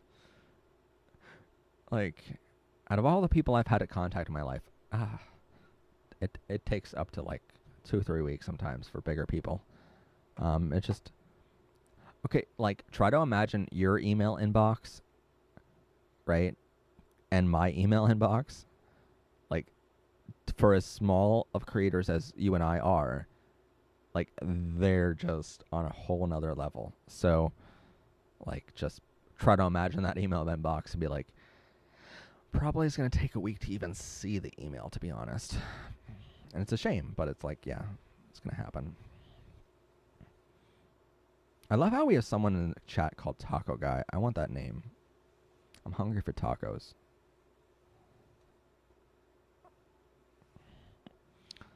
But yeah. Meep. Wait, what? Meep the Scorpio says Matt XD, which is like a happy symbol. Matt, when I get dressed, I always... You know what? I should probably review these comments before I read them out loud, because YouTube's monetization platform, but don't care. Who cares? Matt, when I get dressed, I always have my moment, 30 seconds to 1 minute, where I just sit there with a shirt, hoodie, and my underwear, and I wish I could dressed like that normally. What? Okay, hold on. When I get dressed, I always have my moment where I just sit there with a shirt, hoodie, and my underwear. I wish I could dress like that normally. Yeah. I mean, so I will get Matt to 50,000 subs so mods can take Matt to horny jail. Oh my god. Matt, I have a name for Peppa Pig and my pig. Okay. So I will say this, and Rebellious won't get mad at me here for saying this, but here's like, I genuinely have my moments, all right, where and you can like kill me in the comments all you want, but I find it healthy, and you can take this advice however you want, right? So what I do, I don't think it's bad to look at your own body and realize this is who I am. This is who I am on the outside. And so trans people may not be able to do this as much, I'll be honest. But for me, I find it healthy to sometimes just look at myself in the mirror with nothing on and be like, no, I'm proud of who I am. And just be proud of yourself for a moment. Like, in the world we live in a world that is very body shaming. We see pictures in magazines and billboards and all this stuff of very skinny people. We see all this like marketing to us of like, this is what you have to look like as a boy or a girl or what. First off, gender stereotypes are so fucked up. But beyond that, it's like, this is what you have to look like. Like, no, that's not what normal looks like. And I hate these companies who are like, well, we're finally going to incorporate someone who's not a little twig, and we're going to incorporate this oversized, overweight person to show how diverse we are. How about you show normal people? Like, how about you show that, yes, people can be oversized, people can be twigs, but how about you show the people in between too? And it pisses me off all the time. And it's like, well, we're past the first 30 seconds of a live stream, so we're good. I can curse a little bit. But here's the thing. Like, I don't like these marketing campaigns that are like, this is what you have to look like. And I've been in relationships with people, both two of my boyfriends in the past and a couple of my friends who Chris is not one of them, by the way, but who have these body image, these problems with their own image, and it's like, well, they think that they're overweight, but they're not really. It's like they still look good, you know? And it kind of makes me angry that the world makes us feel this way about our bodies, or other people online or whatever will make us feel bad about our bodies. Like, people comment on my videos pretty regularly and be like, oh, wow, Matt's fat. And I'm like, first off, what? You know? I have some weight on me, but you know what? I eat. I'm in the event industry. I'm in the entertainment industry, which means typically my schedule, I wake up at noon and I go to bed at like 4 o'clock in the morning. You know, that's my typical schedule for my day. And when you're eating on that schedule consistently, it's not as healthy as when you're on a 9 to 5 schedule. It's like, yes, I eat and I survive, okay? Not going to apologize for that, you know? Also, you have to realize I'm a photographer, I'm a videographer. I know how much footage can be manipulated, and so to compare yourself to images of models on a billboard, it's like, first off, those models, you don't realize they've starved themselves for days before that shoot, before that photo was taken, to make it look like they're really that skinny. And then even then, there was Photoshop done on that image to make it seem like they were skinnier than what they actually were. And it's like, this is what the industry does. I'm in the industry. I've been on those shoots. I've been on those productions where an actor starves themselves. I've been in the back rooms where, you know, you'll walk past a dressing room and there'll be an actor voluntarily hurling just to make themselves look skinnier on camera. It's like, don't compare yourself to actors on screen. And so I always make it a practice of every once in a while, because of how many comments I get of, wow, Matt looks fat or whatever, I'm like, because of that, I find it healthy for myself to look at myself in the mirror when I'm about ready to get into the shower or something and be like, no, screw all those people who think I'm fat. I'm proud of my body. I'm proud of who I am. Like, I don't care, you know? And so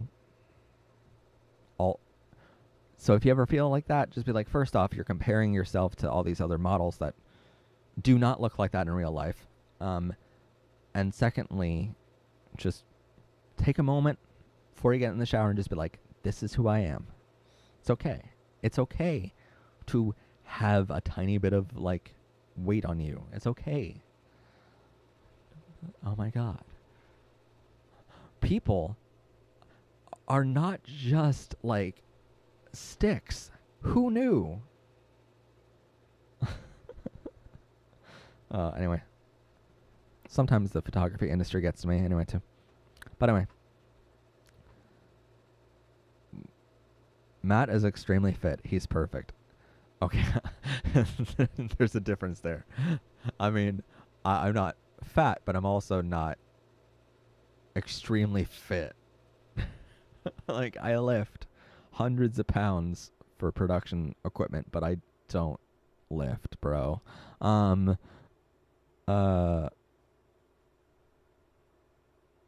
Can you get some flag ideas to draw? Puppies. That's always my answer to everything. I mean, you have to understand. No,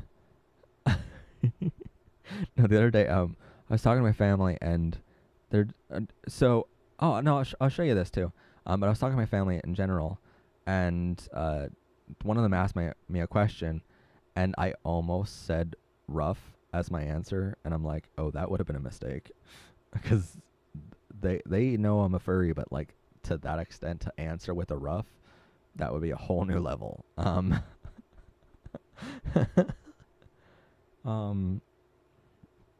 I'll show you this. So my nephew drew a couple paintings this week of all of his, like, family members, and he in class, he's a 5-year-old, by the way, 5-year-old, and about to go into kindergarten, and so they in this daycare center that he's in, they asked him like draw your family members and show a symbol of what that person is to you, or what they mean to you, and what they like or some of that. So my nephew drew me and him in this rainbow, right? Apparently we both have rainbow hair, but we're very fat bodies. I don't understand that. And then the caption that he had was, "This is a rainbow for my Uncle Matt because he loves colors." And I'm like, aw, first off. Secondly, I mean, you're not wrong. I do love rainbows.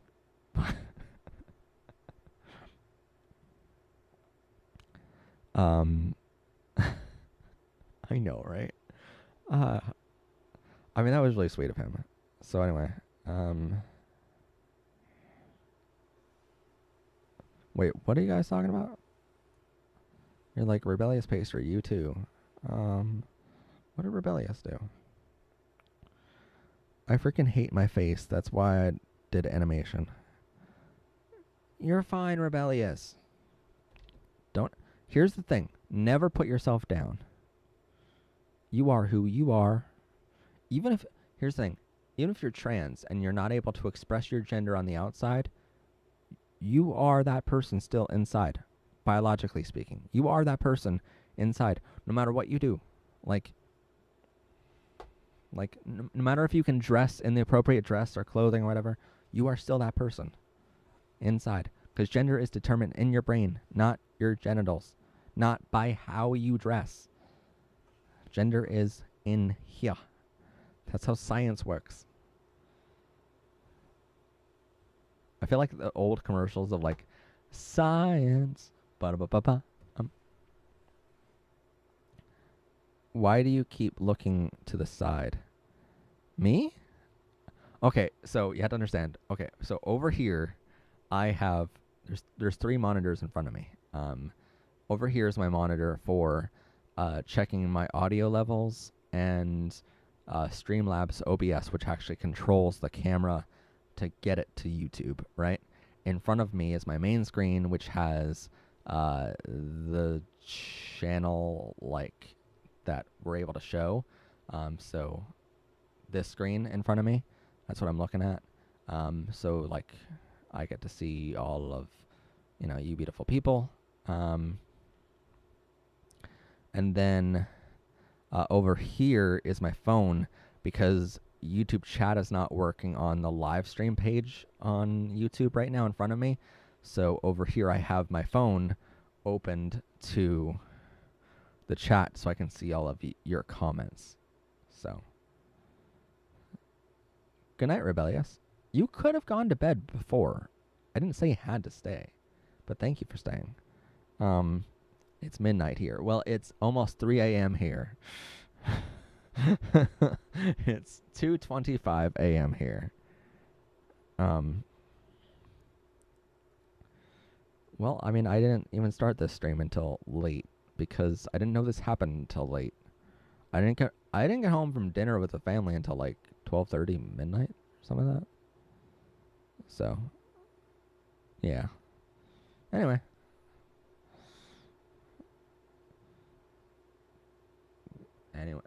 Bloom, you have the best name of the entire, because that's the name of a Troye Sivan song. Yay. Because I bloom for you. Dan. I'm going to get copyright strike for that. We're in the same time zone, Matt.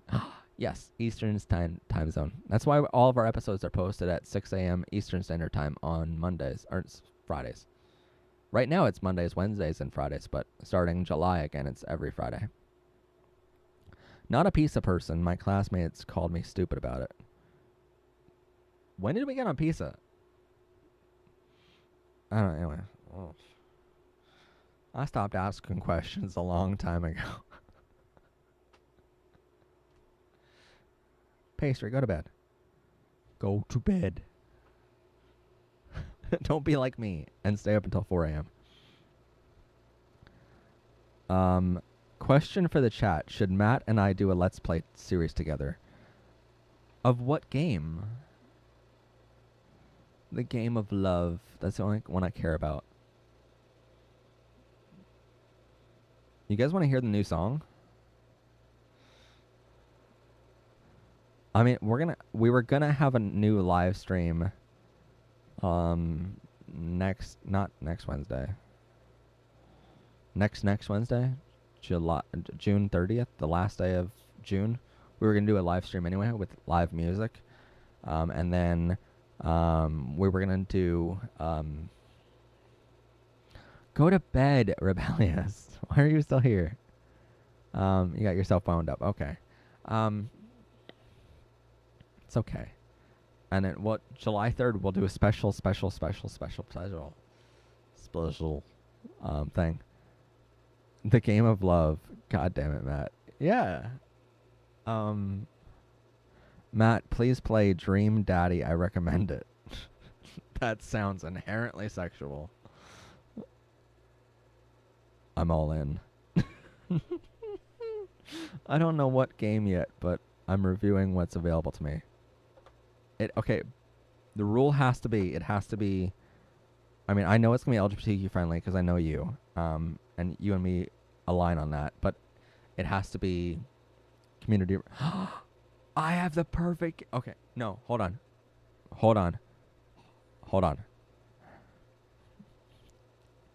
I have the perfect game, Chris. Chris is like, don't do it. Don't do it. I have the perfect game for us to play as a Let's Play. You're like, what is it, Matt? What is it? What are those? Okay. Okay, Chris. Just look this up really quick, okay? A game called Amorous. AMOROUS. I promise it's a really good game. AMOROUS.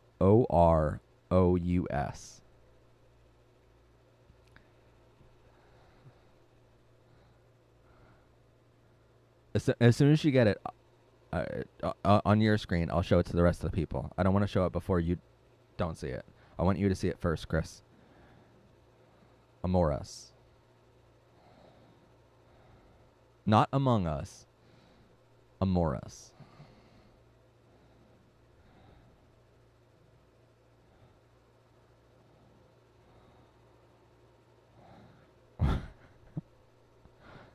What's a Mori?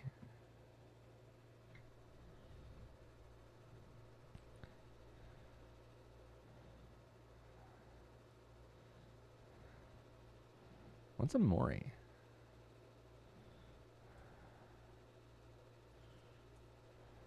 That's a sushi name. Amorous? What's amorous? Oh, that's how it's pronounced? Okay. Dude, play Call of Duty World War II.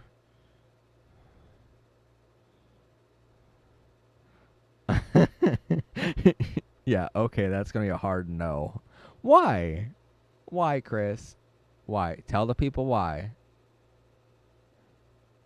Tell the people why, and then I'll show people what it's all about.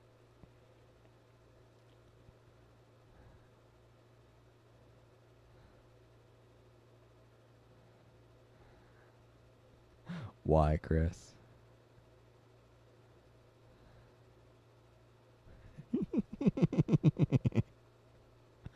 Oh. You guys don't know what it's all. Oh. Here's what amorous is. Oh, it is a very fun game because I run a sci-fi themed channel that's mostly safe for work. This is safe for work if your work is Matt Hassan Productions and you're the only employee.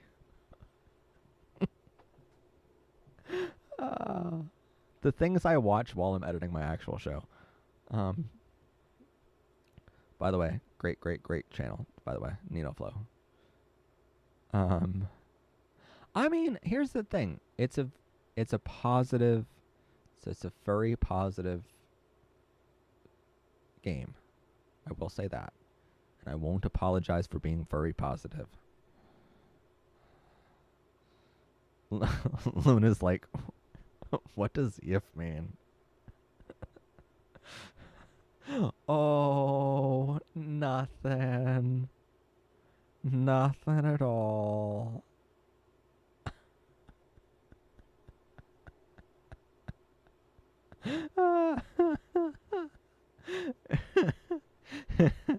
Just search the internet for furry if, and I promise it's safe.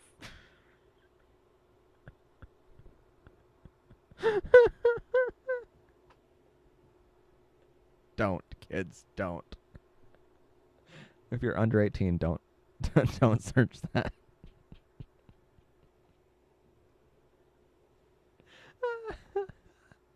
Oh god. Okay. You guys want a story time? Not like a bad story time, just a story time. Because I feel like sharing. For the record, I don't have a problem with furries. It's not my brand of yeah, you're right. I'm completely ripping Chris here.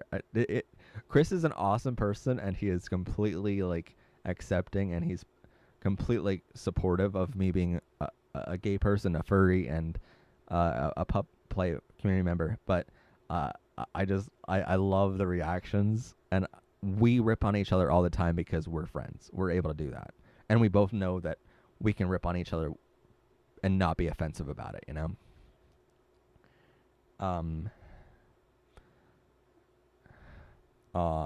4K Matt. Yeah, we're not in 4K tonight, but we're normally in 4K. Yeah, you don't know, every episode is typically recorded in 4K and only broadcasted in full HD. I might go to my first gay club in early July. Any tips? I'll probably go alone, though. Have a lot of fun. And just dance the night away. Here's my tip.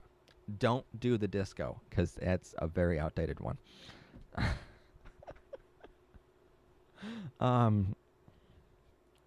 Don't do the disco, but do all the boys.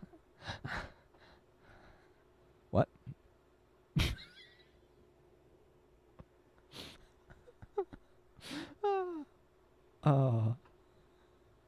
It's funny, like I'll make a joke like that, and then like a couple seconds later I'll get all the comments of like, oh my god, Matt.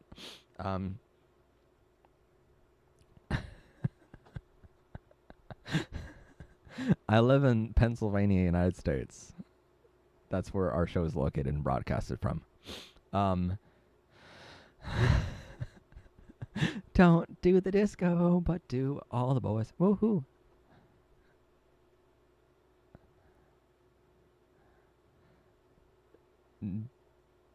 Don't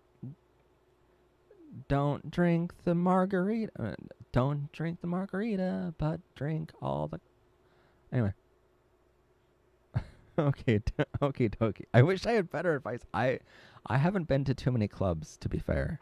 That's not really my scene. I don't drink alcohol, so that's not really my scene. I really can't comment too much on it. I really wish I could, because I know you probably need that advice, but I don't have it. I'm sorry. But there's a lot of good other YouTubers that might have that advice, to be honest. Oh, you can't unsee it. The if part, or me doing the do all the boys. Okay. Singing intensifies.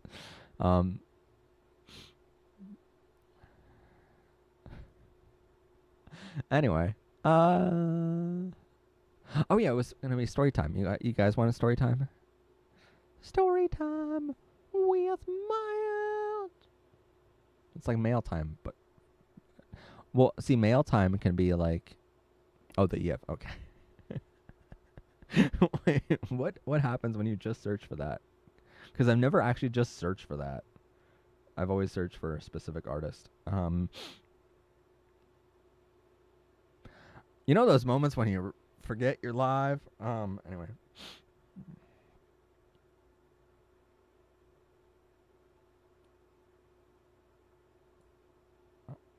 Well, that's not that bad. If you just search for no. I mean, it might be bad for you depending on. It's not that bad.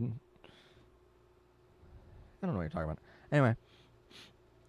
Paige. Seriously, Paige. It's always you. You're already a channel. You're already a channel member. That's a thing now. No, you're already a channel member. You're doing super chats. Thank you so much, Paige. You're just awesome. Story time. Story time with my aunt. Anyway. All right. So. Whoa, Matt, chill. What am I chilling about? I'm wagging my tail at the sight of this game. I know, right? Oh. Seriously, every time Nino Flow, which is just Odin Wolf reversed, but Odin Wolf or Nino Flow or Fluke the Husky or any of them upload a video, I'm just like, my tail wags so fast. You're already a channel member. Professor Pry 2021. Yep. Anyway. So, story time. The other day, I was... where was I? Was I in bed at this point? Or I was finishing up uploading an episode, right? And I subscribe to a lot of different, like, blogs and stuff like that for LGBTQ. Because it's just the nature of my business of, like, hey, the more up you are about, like, what's happening in the community, the better you can be as a TV show host, and the better you can cover things on the news channel. Play either major, minor, or winds of change. Oh, okay. There's some suggestions for you. Any legit suggestions that you might have, give them to Chris, because we might be doing it. I don't know. I don't know what we'll do. But, or we can just play Grinder for a couple hours and see if we can find a boyfriend. Or Howler, the far superior Howler. As I put it in a recent video. But, you're not going to sleep tonight with that on your mind. It's typically how it goes for me, too. And then I just get rid of it. Anyway. Y'all are going to, like, gif the hell out of this video. So, anyway. What we're going to... So, anyway, I'm going through one of the blogs for the LGBTQ stuff. And there are a couple, like, really good people that I trust. We are not doing Grinder. You're right. We're not playing that game. That was not a very fun game tonight because so many boys rejected me. Sad. Anyway, so I'm reading the blogs, and this one... I'm sorry you're traumatized, Luna. Oh my god. I didn't know I would traumatize you that much. I only wanted for Chris to look it up because he get annoyed at that. Anyway, so anyway, I'm going through the blogs, and this one... Oh my god, wait.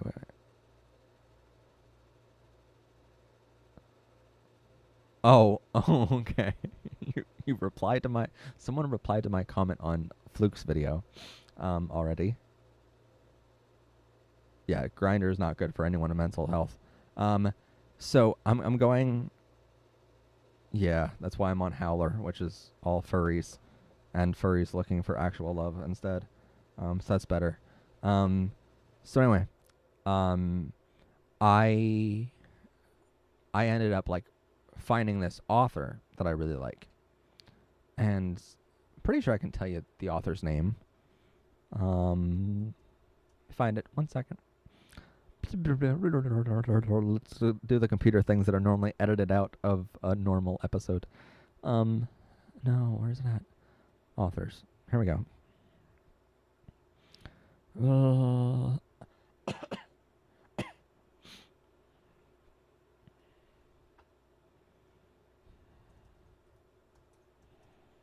Is it?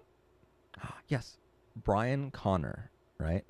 So I came across this author named Brian Connor, and are you also a furry? Yes. Did you not notice the puppy ears? Um. So anyway, Borderlands. I don't know. So I I ended up falling in love with this writer named Brian Connor, who has a story. It's literally 36 chapters long. So that was a hell of a night reading. So I'm like, all right. So he wrote this entire like really romantic story of this character named Scott, who went to college with this guy named Chad, and they end up like falling in love and going through their whole relationship. Chad's dealing with his dad, who's extremely homophobic and not wanting to accept Scott into his life. They both in the story come out of the closet to their parents. They're having to deal with things at school on their own, and then in their work life on their own.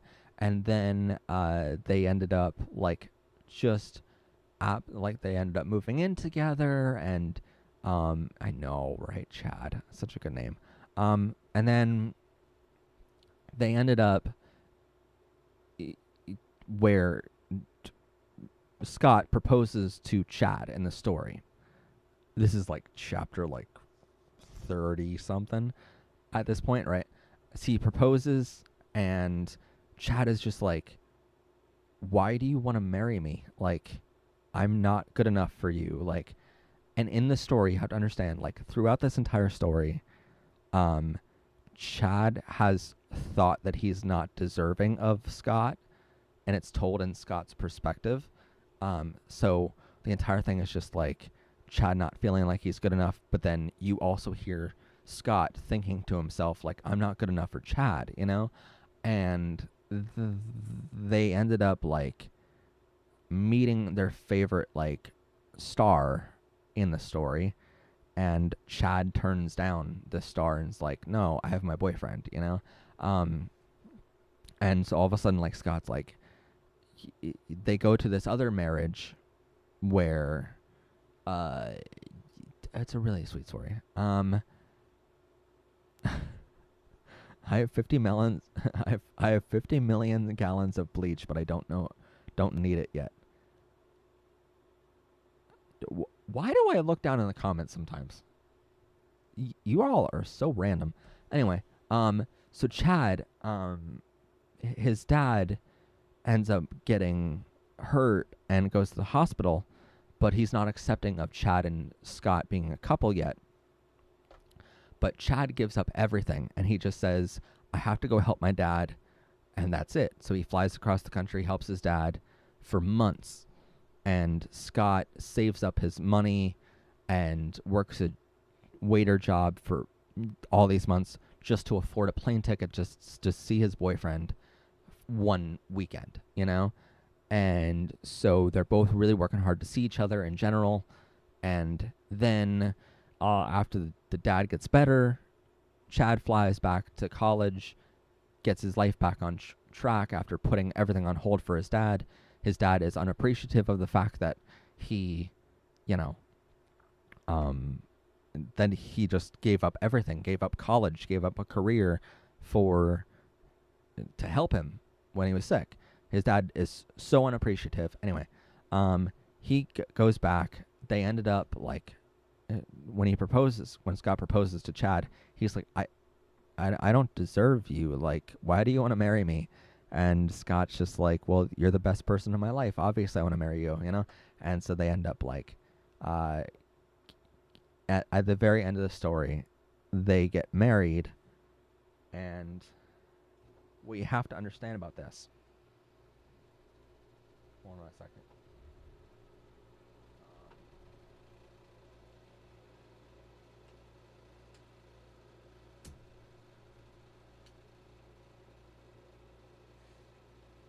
Okay. It's fine now. Sorry. There was a spider. Um, so at the very, very end of the story, they end up getting married. And at the wedding, they had just a couple hours. So,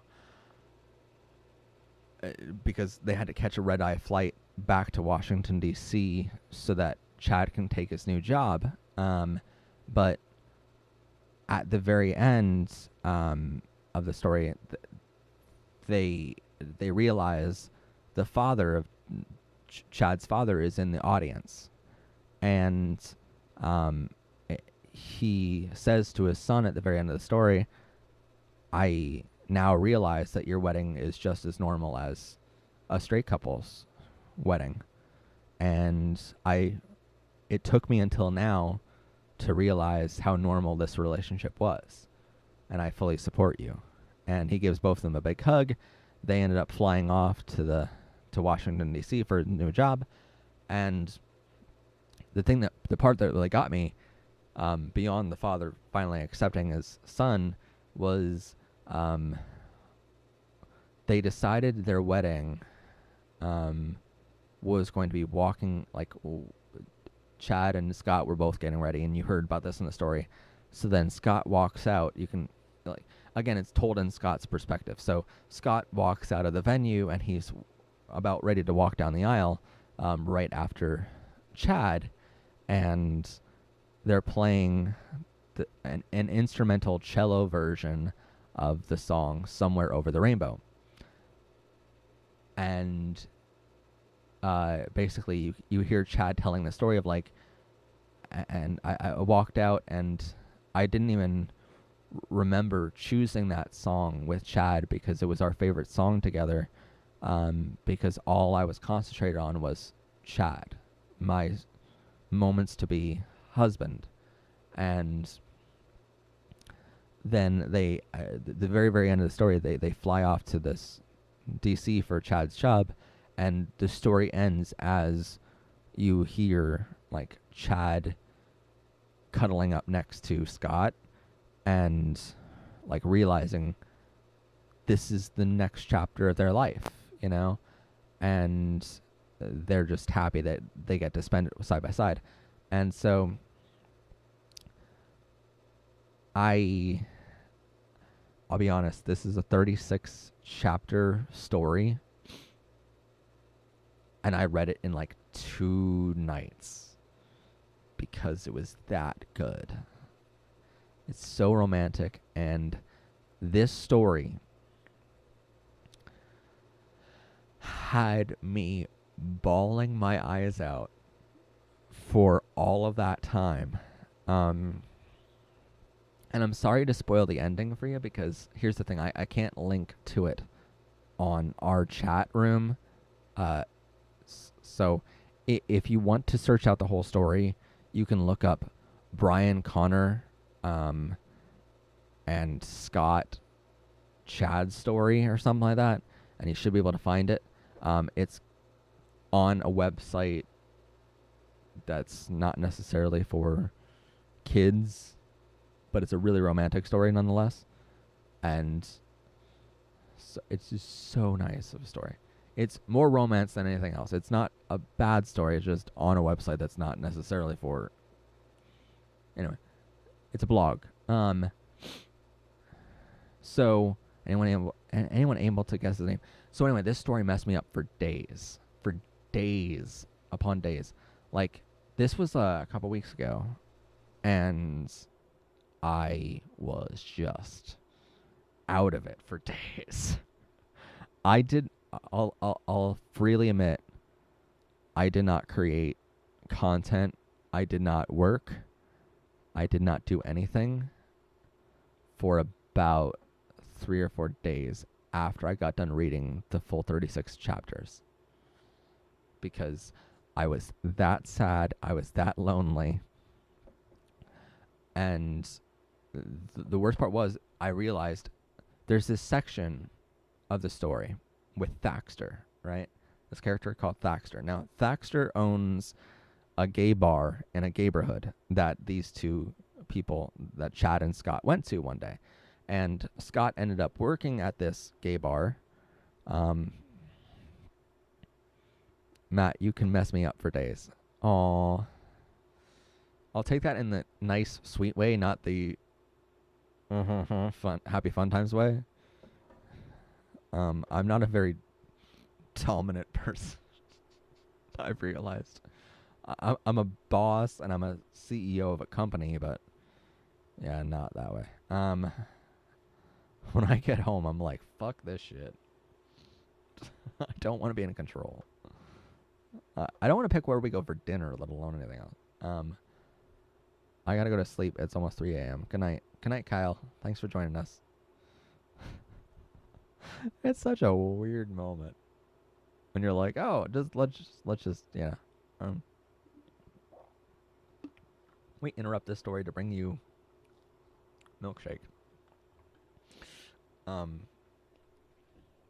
So anyway, Thaxter, who's this, I believe he was like, what, 50 or 60 years old in the story?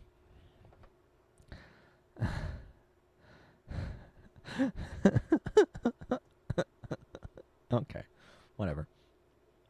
But no, he's this older character who's married to this other guy, and so they have this long-term relationship that they're teaching basically throughout the story. They're teaching Scott and Chad how to be a great couple together and how to care for each other better, because they have 40 years of experience being with each other for so long and loving each other for that long. And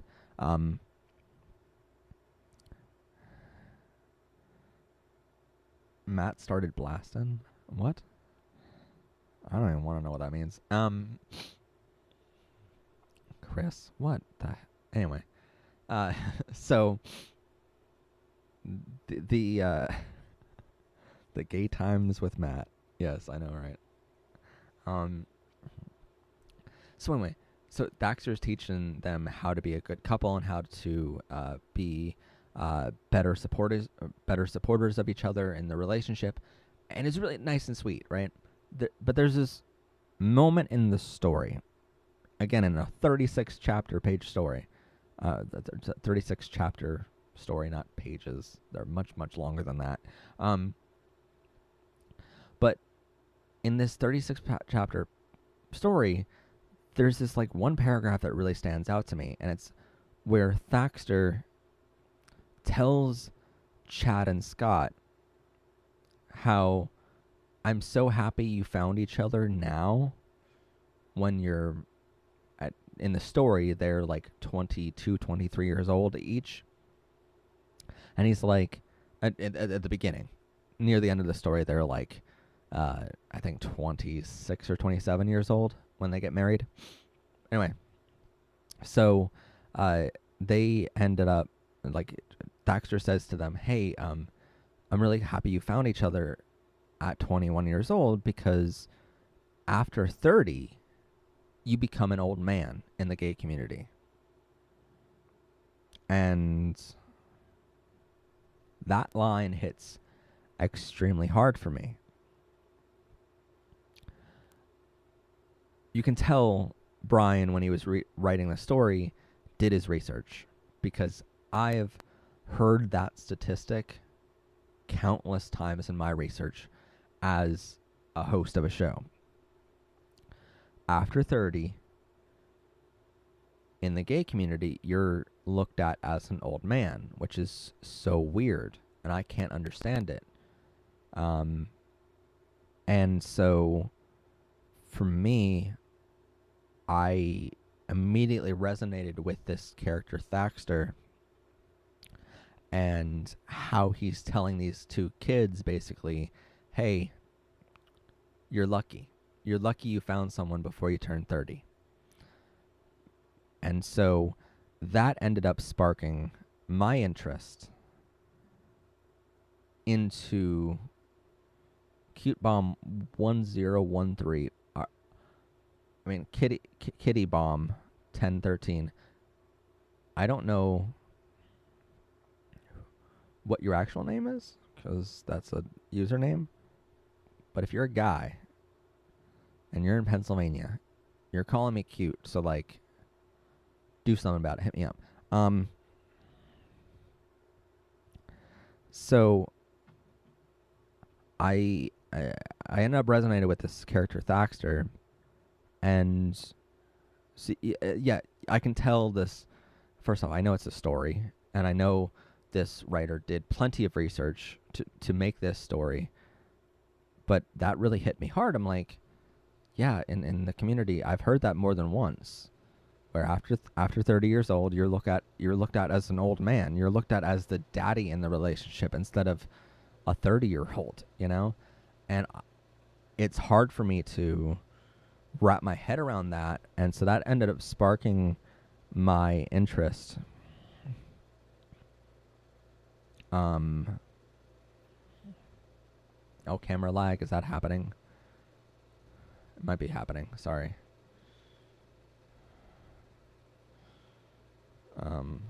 Okay, should get better in a second. And so that sparked my interest, and I know in a couple weeks on July 3rd, I turn 29 years old. And so there's this huge part of me that feels like I'm on this clock. As an activist, no one wants to date me because I have this huge platform, and people have said to me already, if they mess up in this relationship, 30,000 people are going to know about it within a second. And it's like, first off, if you think that's what's going to happen, then you've obviously never watched my channel before. Because even when a guy was horribly abusive to me, hit me, pushed me to the ground, and did all these horrible things to me, like even when a guy was abusive, I've not said his name on camera. I've talked about that relationship because I want people who've gone through abuse to know they're not alone, but I'm not going to put his name out there. My friends know who he is, but it's like, even when it was that bad, I haven't told anyone, you know, who he was. And so it's like, if you think that's what I'm going to do, then you don't have any trust in me in that relationship. And so it's over before it starts, you know? And it's hard to be an activist knowing the statistics I know, to be like, well, after a majority of activists who have made the world a better place have been single their whole life and not been able to find a husband or a long-term boyfriend. And then I look at my life and I'm like, well, I've helped 2 million people. Have I crossed that line yet of helping enough people where now I'm going to be single for the rest of my life? Have I crossed that line? And there have been genuine moments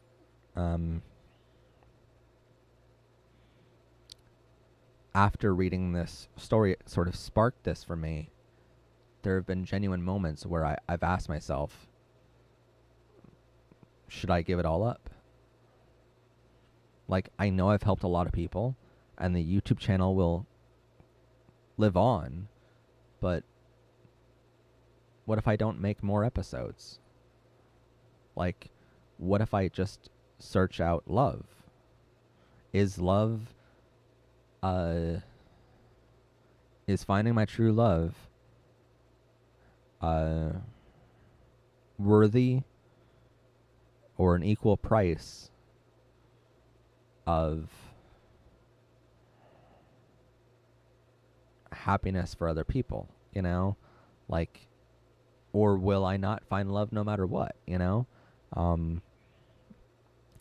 And so there, ever since like reading this huge story, I related to Thaxter so much, and I started realizing like how true that was, and realizing in 2 weeks I'm going to be turning 29 years old, and so I have 1 year to find the love of my life. 1 year, or I'm looked at as the old man, you know? And so I know it took a turn. I'm sorry. It was such a good story. There's stories that you read that are so good and so romantic that they make you think about your own life. And I don't like that. But it was so good that I can't not share. Um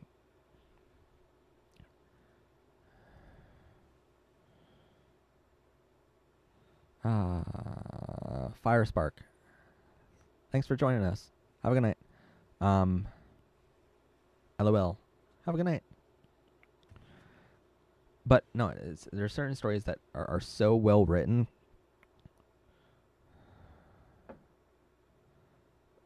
Chris is like, I believe it is possible to find love while building your empire. Matt, can you do a favor? I guess. Sure. I mean, I'm literally sitting here being like, how lonely am I? And you're like, can you do me a favor? Bit. I'm kidding. It's there's been a lot of reasons why this past couple weeks has been hard, not just because of our schedule, but because it's like, yeah, there's this story that's on my mind constantly, and so what I ended up doing was, for my own mental health, I allowed myself this, right? And whenever I'm feeling down, I allow myself some time for myself, away from YouTube, away from everything, right? And so I draw a man on paper, Matt. Then kiss it. Oh my god. I have other things. So the thing about the past couple weeks, it's got me to think. And the thing about me is, what helps with thinking, what helps with overcoming a moment of depression is writing. And so what I decided to do was, I'm going to give myself a day, and I'm going to write a song. And so I ended up writing a song called 29. And it's going to be started, we're recording it tomorrow, and then filming this week. That is the only project we're working on this entire week. I killed myself last week filming 7 episodes, so that way this next week, all I have to do is film this one video, this one track, 29. And that way, on July 3rd, I'm going to air this brand new video, this brand new music video. So, what the book's called? Wait, what book? You want me to sing the song at 3 o'clock in the morning? You know how mad my neighbors would be? I mean, I really don't care how mad my neighbors will be. We've had one of those nights. I mean, would you actually like to read it? Read it.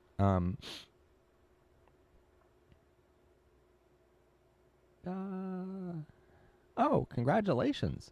You just came out to your mom that you're pan, and I was very scared to tell her. Well, hopefully she accepted you for who you are. That's awesome, though. Congratulations. I have to go out and get supper, but I hope everyone has a good night. Take it easy. Where are you getting dinner at 3 o'clock in the morning, Chris? What restaurant are you going to? They're all closed. Where? Oh, Walmart, maybe? Walmart's even closed at 11. Where the hell are you going? Is Domino's open this?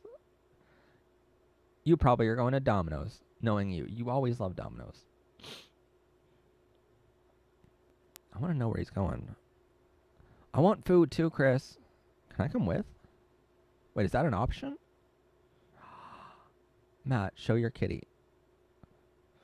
Oh, my actual cat. Okay. True, it's late. What are you doing? Oh, Sheets. You're going to Sheets. Oh my god. I was just at Sheets. Up in I can't really say the town name, but you know where the casinos are near us. Next to I'm trying to say something that WB. Yeah, so we're just up there. But have fun at Sheets. If it wasn't 3 o'clock in the morning, I'd say, can I tag along? But it's late. And you deserve your dinner. I'm not going to draw a boy on my screen. You know what I'll do? Hold on. Here's what I'll do. Here's what I'll do. Right?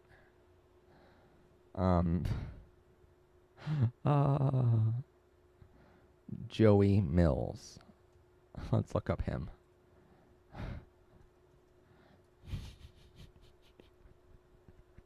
And let's kiss him tonight to end our stream. Let's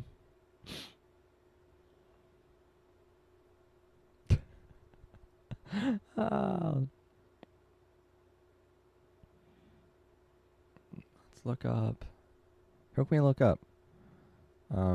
Oh, I know who we can look up. Rather than drawing a random guy, you know.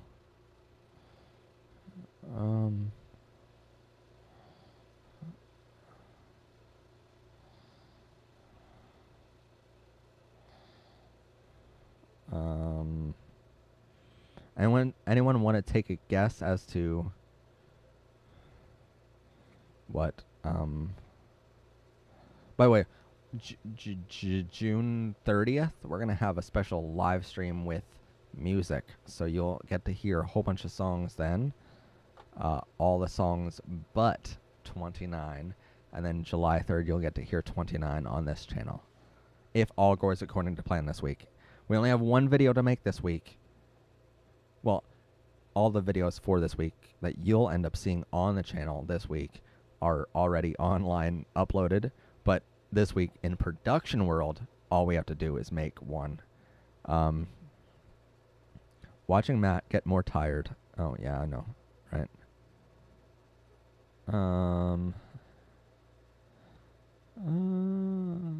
Yeah, there we go.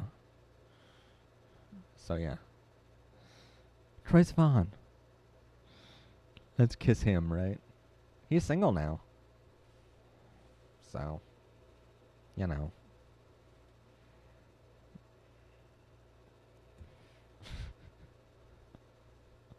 Anyway. If you go to bed, I'll go to bed. I'm not going to bed. Even after this live stream is over. I still have work to do. Sleep is for the poor. No, sleep is for the people who have a life beyond YouTube. That's more like it. That's more like it.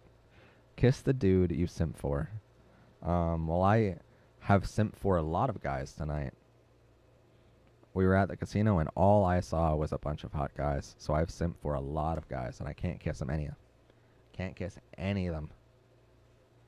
Sleep is for the weak. You're right. Sleeping is for the straights.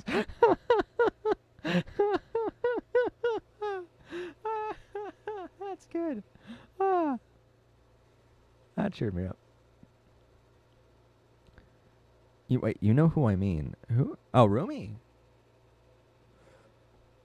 Wait, what? Who do you mean? He makes music. I was telling Luna.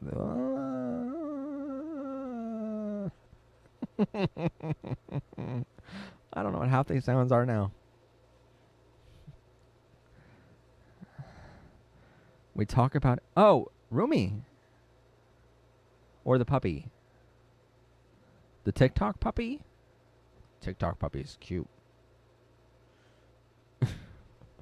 You're probably like, what? TikTok puppy. Okay, hold on. I'll get to it. Don't worry.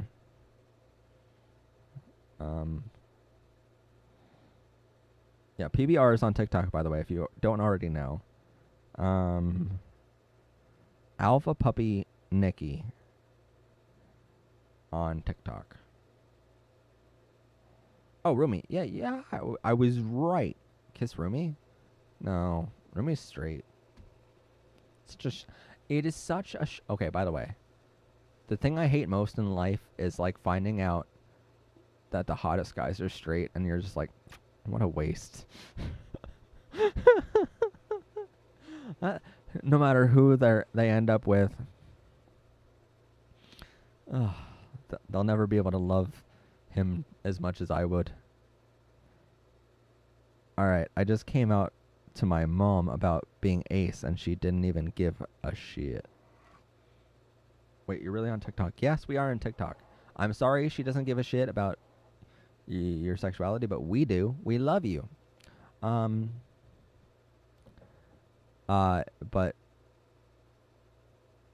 can you give me an S? S. I'll do like a cheerleader in high school.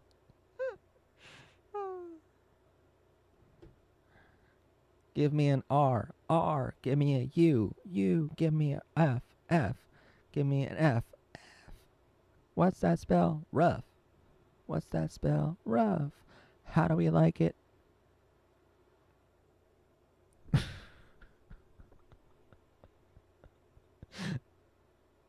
Now you can see why the show is scripted on a normal basis.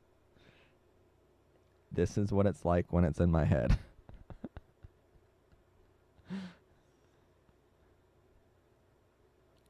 Can you say happy birthday to my little brother? What's your little brother's name?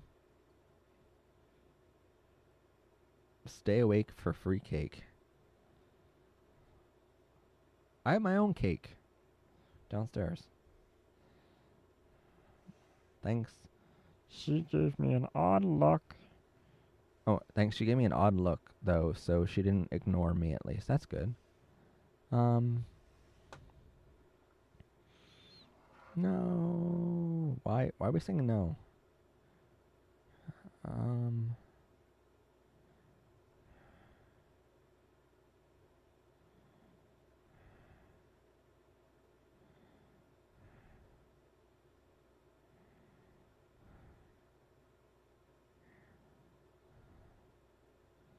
Hey.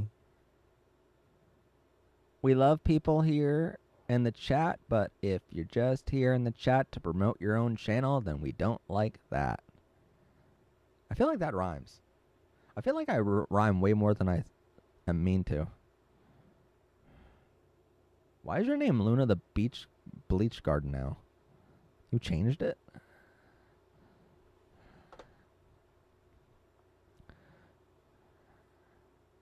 We love people being in chat. But if you're just here to promote your own channel, we don't like that. Woo! Xander.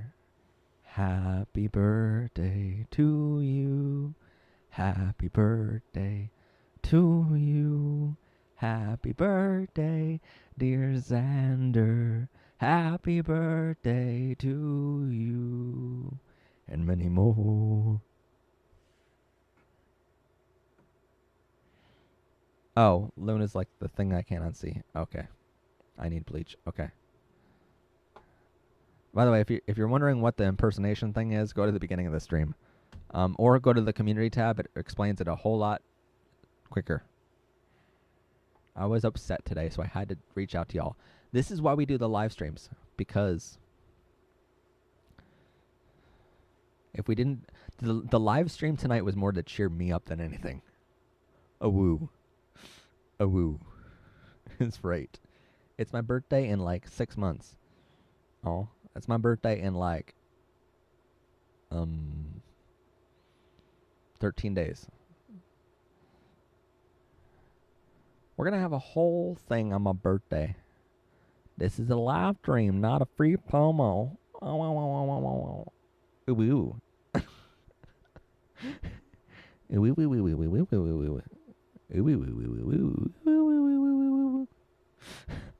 You know what's really bad? When someone says, I've just arrived, it's morning, and I'm watching under the covers because I'm too lazy to get headphones. And literally the first thing that they hear when they join is ooh, ooh, ooh, ooh. I'm literally saying that as that pops up. Luna the Bleach Guard, I need to order your Switch, Matt. But I'm already... What? I'm confused. What are you talking about? The gaming console? I don't know. Maybe that's what you mean. We talking about the gaming console or the other kind of Switch? Anyway. Oh, Nintendo Switch. Oh, okay. Okay. Sorry. Forgive me. My mind's in other places. Forgive me. My mind's in other places. Apparently in a singing mood, too. My mind's in a singing mood. Matt makes me go ooh ooh. Oh, there's a quote of the day for you. Matt, I'm wearing headphones right now. Oh, am I blasting you or something like that? With audio? I feel like it was important for me to say audio in that moment. It's okay if you're confused. We'll love you no matter what. Thank you. I have an Xbox, but it's always being used. Damn it, puppy. Yes, I know, right? Bad puppy. No matter what, though, what if your favorite games... what are your favorite games of all time?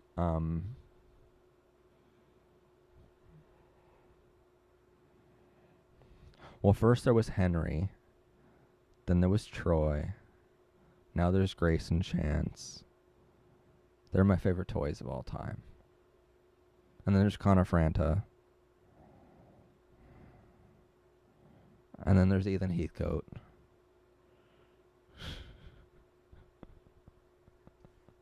No, my favorite games legitimately are... No... What is it called? Mario Party. Mario Kart. Super Mario. I love Mario. But then Airport Simulator, Scrap Mechanic, GTA 5, that kind of stuff. I love Trivial Pursuit because you get to learn new things. Whole bunch of stuff. I chose to go dig in the mud after it rained. Oh. The eraser... What? That eraser boy... I have no idea. I'm so confused. I'm a cute puppy and I got pets and snugs. Aww. Lucky. Rub it in. Just rub it in. Fine. Matt, do you know any songs by My Chemical Romance, Fall Out Boy, or Panic at the Disco? Oh my god, yes. 3 good bands. Your mom's pansexual. Awesome. You don't have to hide it. Only tell her if it's safe to do so. Yeah. Good advice. You are awesome. Petition to hook Matt up with Mario. No!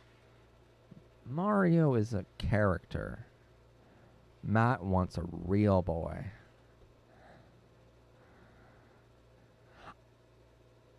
Anyway, I feel like that came across as a Pinocchio joke, but it wasn't meant as one. Remember when Matt said he was going to end the stream like 40 minutes ago? I didn't say that. When did I say that? Did I say that? Maybe I did. I'm too tired to realize. Anyway. Can anyone recommend you something to read? Yes. Brian Connor's story. Oh, so good. It makes you have the feels. I saw my brother watching a video called Mario's... Oh, God. This is why I should pre-read comments before I read them out loud. You should go read this book.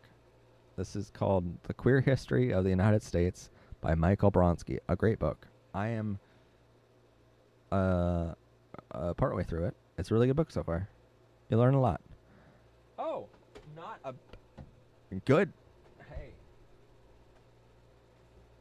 you should go read Shadow. Like you thought of it, not even me this time. You can't blame me for plugging my merch when you plug it. Shadow's First Christmas by Matt Haslam, the accredited TV show Powered by Rainbows. Go get this book right now on Amazon. Shadow. He's like, rough. Go get me. Come get me. I'm on Amazon right now. Please buy me. Give me a home. I need a home. Even though I'm secretly at home with Alex and Troy right now, because technically I was adopted in the story, but you don't know that yet. That's in part 2 of the story.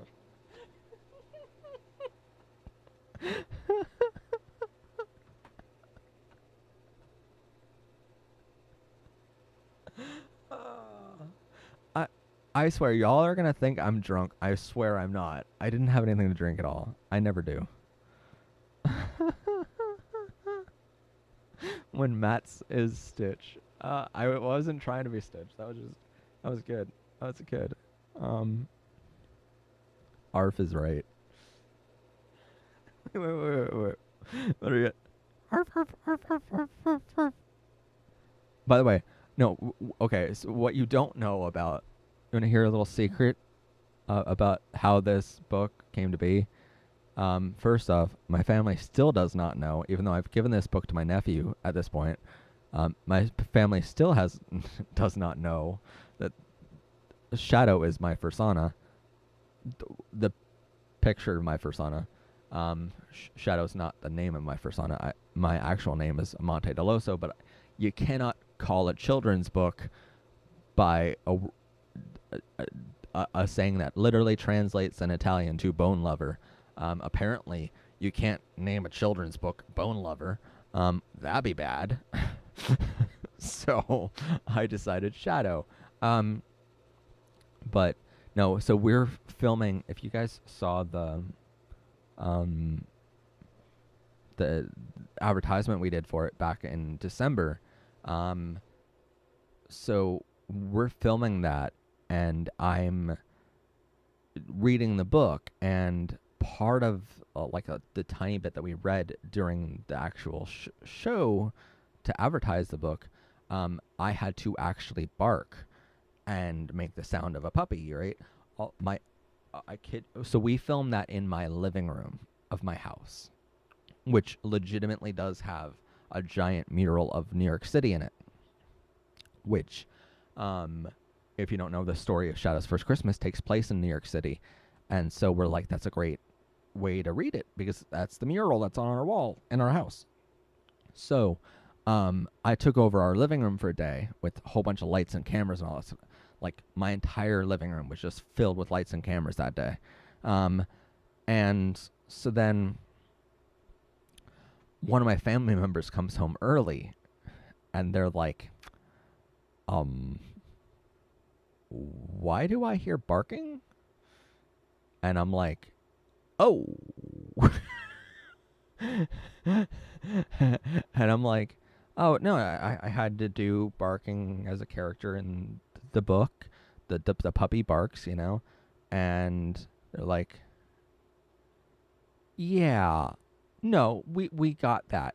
But not our question. Our question is, why are you so good at it? Like, you rehearsed it? And I'm like, oh yeah, I rehearsed this like yesterday, right before we recorded, right? And then they're like, but, and I'm like, don't ask questions you don't want the answer to. Not my first time barking.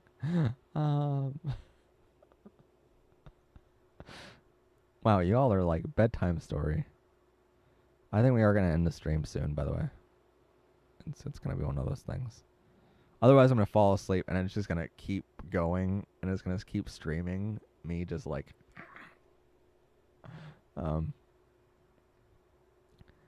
Yeah, easy on the spam. No one likes too much spam. Sometimes you gotta have some real meat in there. Sometimes you gotta get some turkey. Sometimes you gotta get some ham. But if you have too much spam, then you're not gonna have enough room for tuna.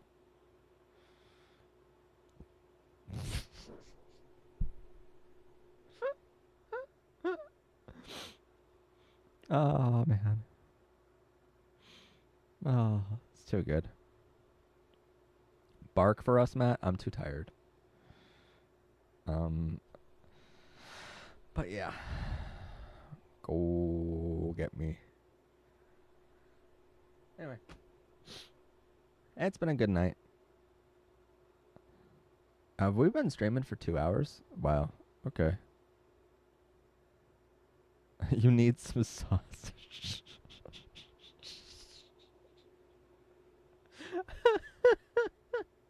Oh, okay. Oh, that's the perfect comment for the night. Oh, that made my whole night. I want to pronounce your name correctly. Marlene Rosemary. You need some sausage too, Matt. You're not wrong. I didn't even think that was a good one.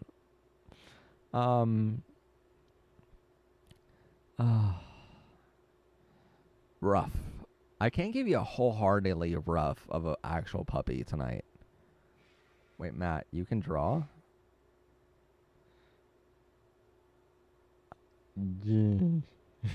Yes. Just a bit. Just a bit. I will look up that fluidum, however you pronounce it. Anyway.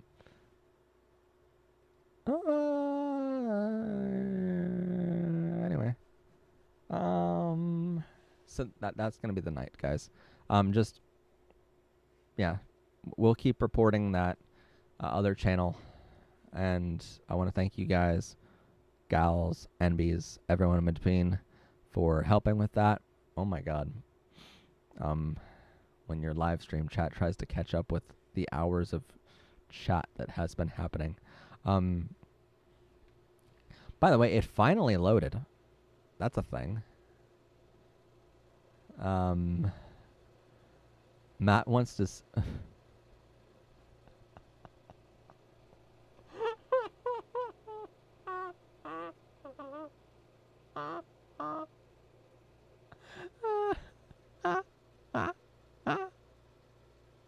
Okay. Okay. I mean, your sausage one was good. I'm sorry. Your sausage comment was fantastic. This is just way too fantastic. Matt wants to fetch Matt wants to fetch some balls and get a bone. Oh, well, I mean, they call me Bone Lover for a reason. Actually, they call me Amante Deloso, but that in Italian, that's what it means. So, oh, that's too good. That made my night. Oh, that was good. Anyway, yeah, we'll keep an eye on that other channel, being impersonators of us, and hopefully YouTube does something with it in 24 hours. Well, hopefully they do something about it in general. I don't have a lot of faith in YouTube because they're a big platform, but we will keep an eye out and make sure that they are... Matt, are you delirious? No, I am very much tired and thirsty. So, that's the problem. I only hear a goose now. You're welcome. I'm the puppy goose.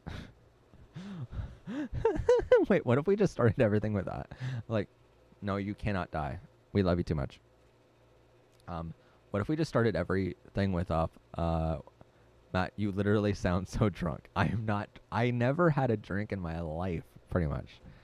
And I did not have any drinks tonight. But I should go to sleep. So what if we just started everything off with like, welcome everyone to Puppies and Gooses. Welcome everyone to Goose. Welcome everyone to Power Rainbows. I am, of course, your host, Goose Pup. Puppy Goose.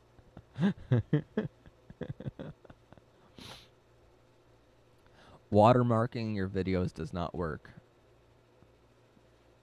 First off, that's not the problem. Secondly, whenever, if anyone ever uploads, and this has happened before, quickly I'll explain this.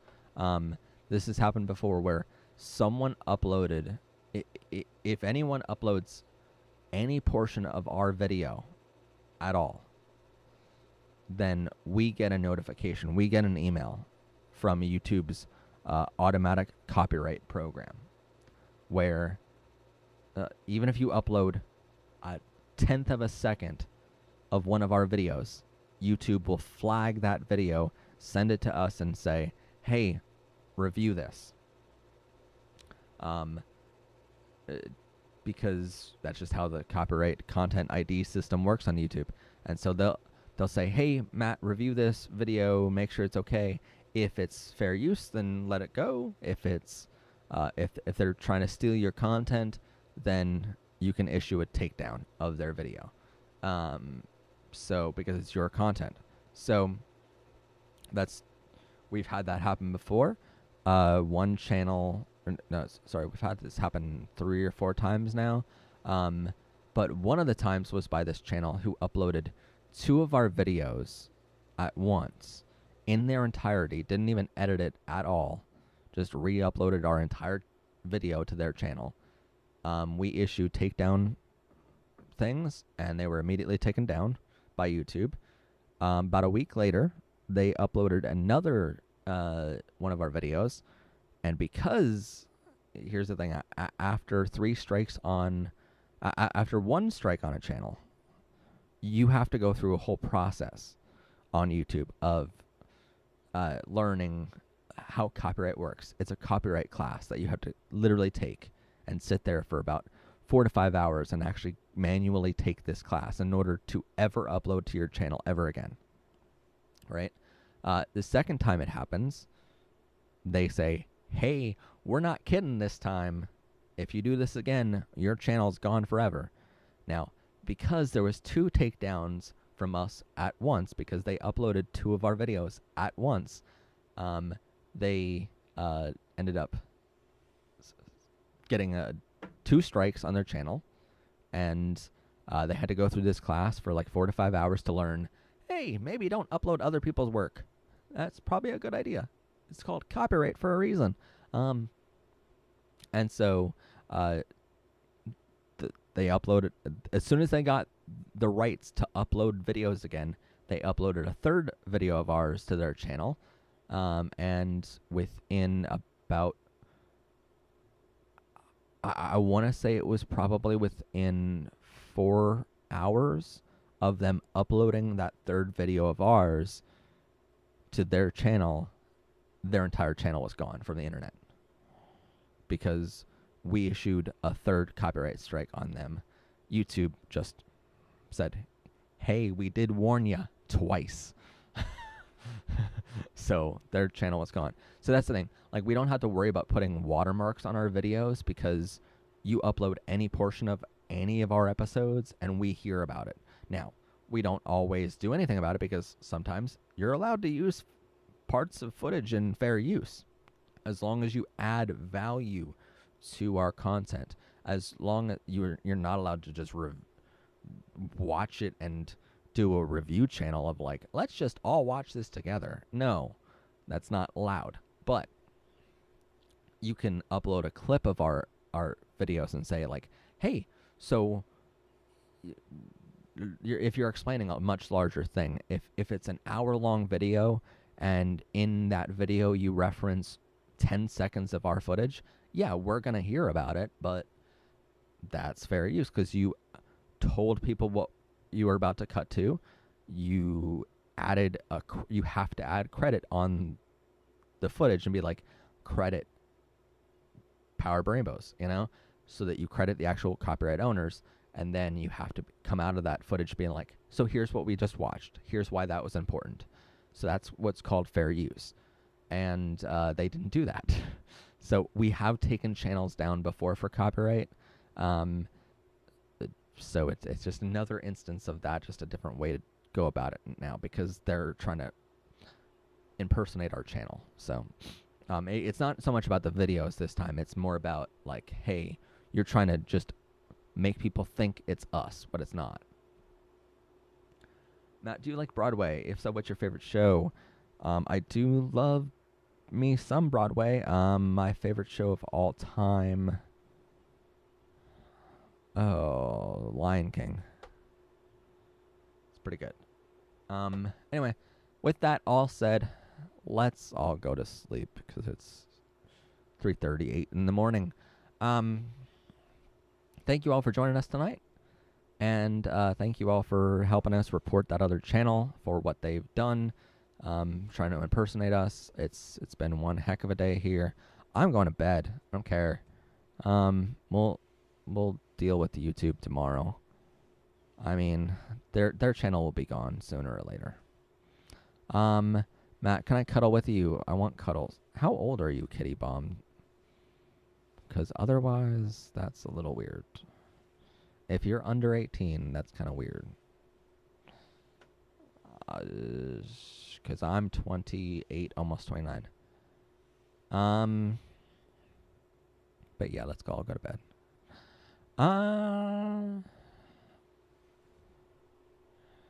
That's a good comment, Anonymous Outcast. Bye, chat. If you're struggling with LGBTQ matters or with suicide or depression, go to trevorproject.org or trevorchat.org. You are loved and valid. Happy Juneteenth. You're right. Happy Juneteenth. I forgot about that completely.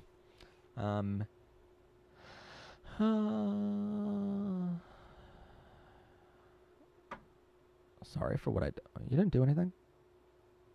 No, sleep. Yes, sleep. This puppy isn't going to sleep. This puppy's going to sleep. Okay? Which means y'all puppies need to sleep. Good night, everyone. Thank you all. Don't forget to like this video. Comment down below your LGBT. Wait, should I do it in Stitch's voice? Okay. Is there a celebrity you wish were gay? Everyone. Wouldn't that be amazing? Wait a minute. Don't forget to like this video. Comment down below your LGBTQ friendly thoughts. Hit that rainbow subscribe button so you don't miss out on new episodes of the show. And share this video with other people, please. As always, I'm your host, Professor Pride. Have a good day, everyone. And bye for now. Boo.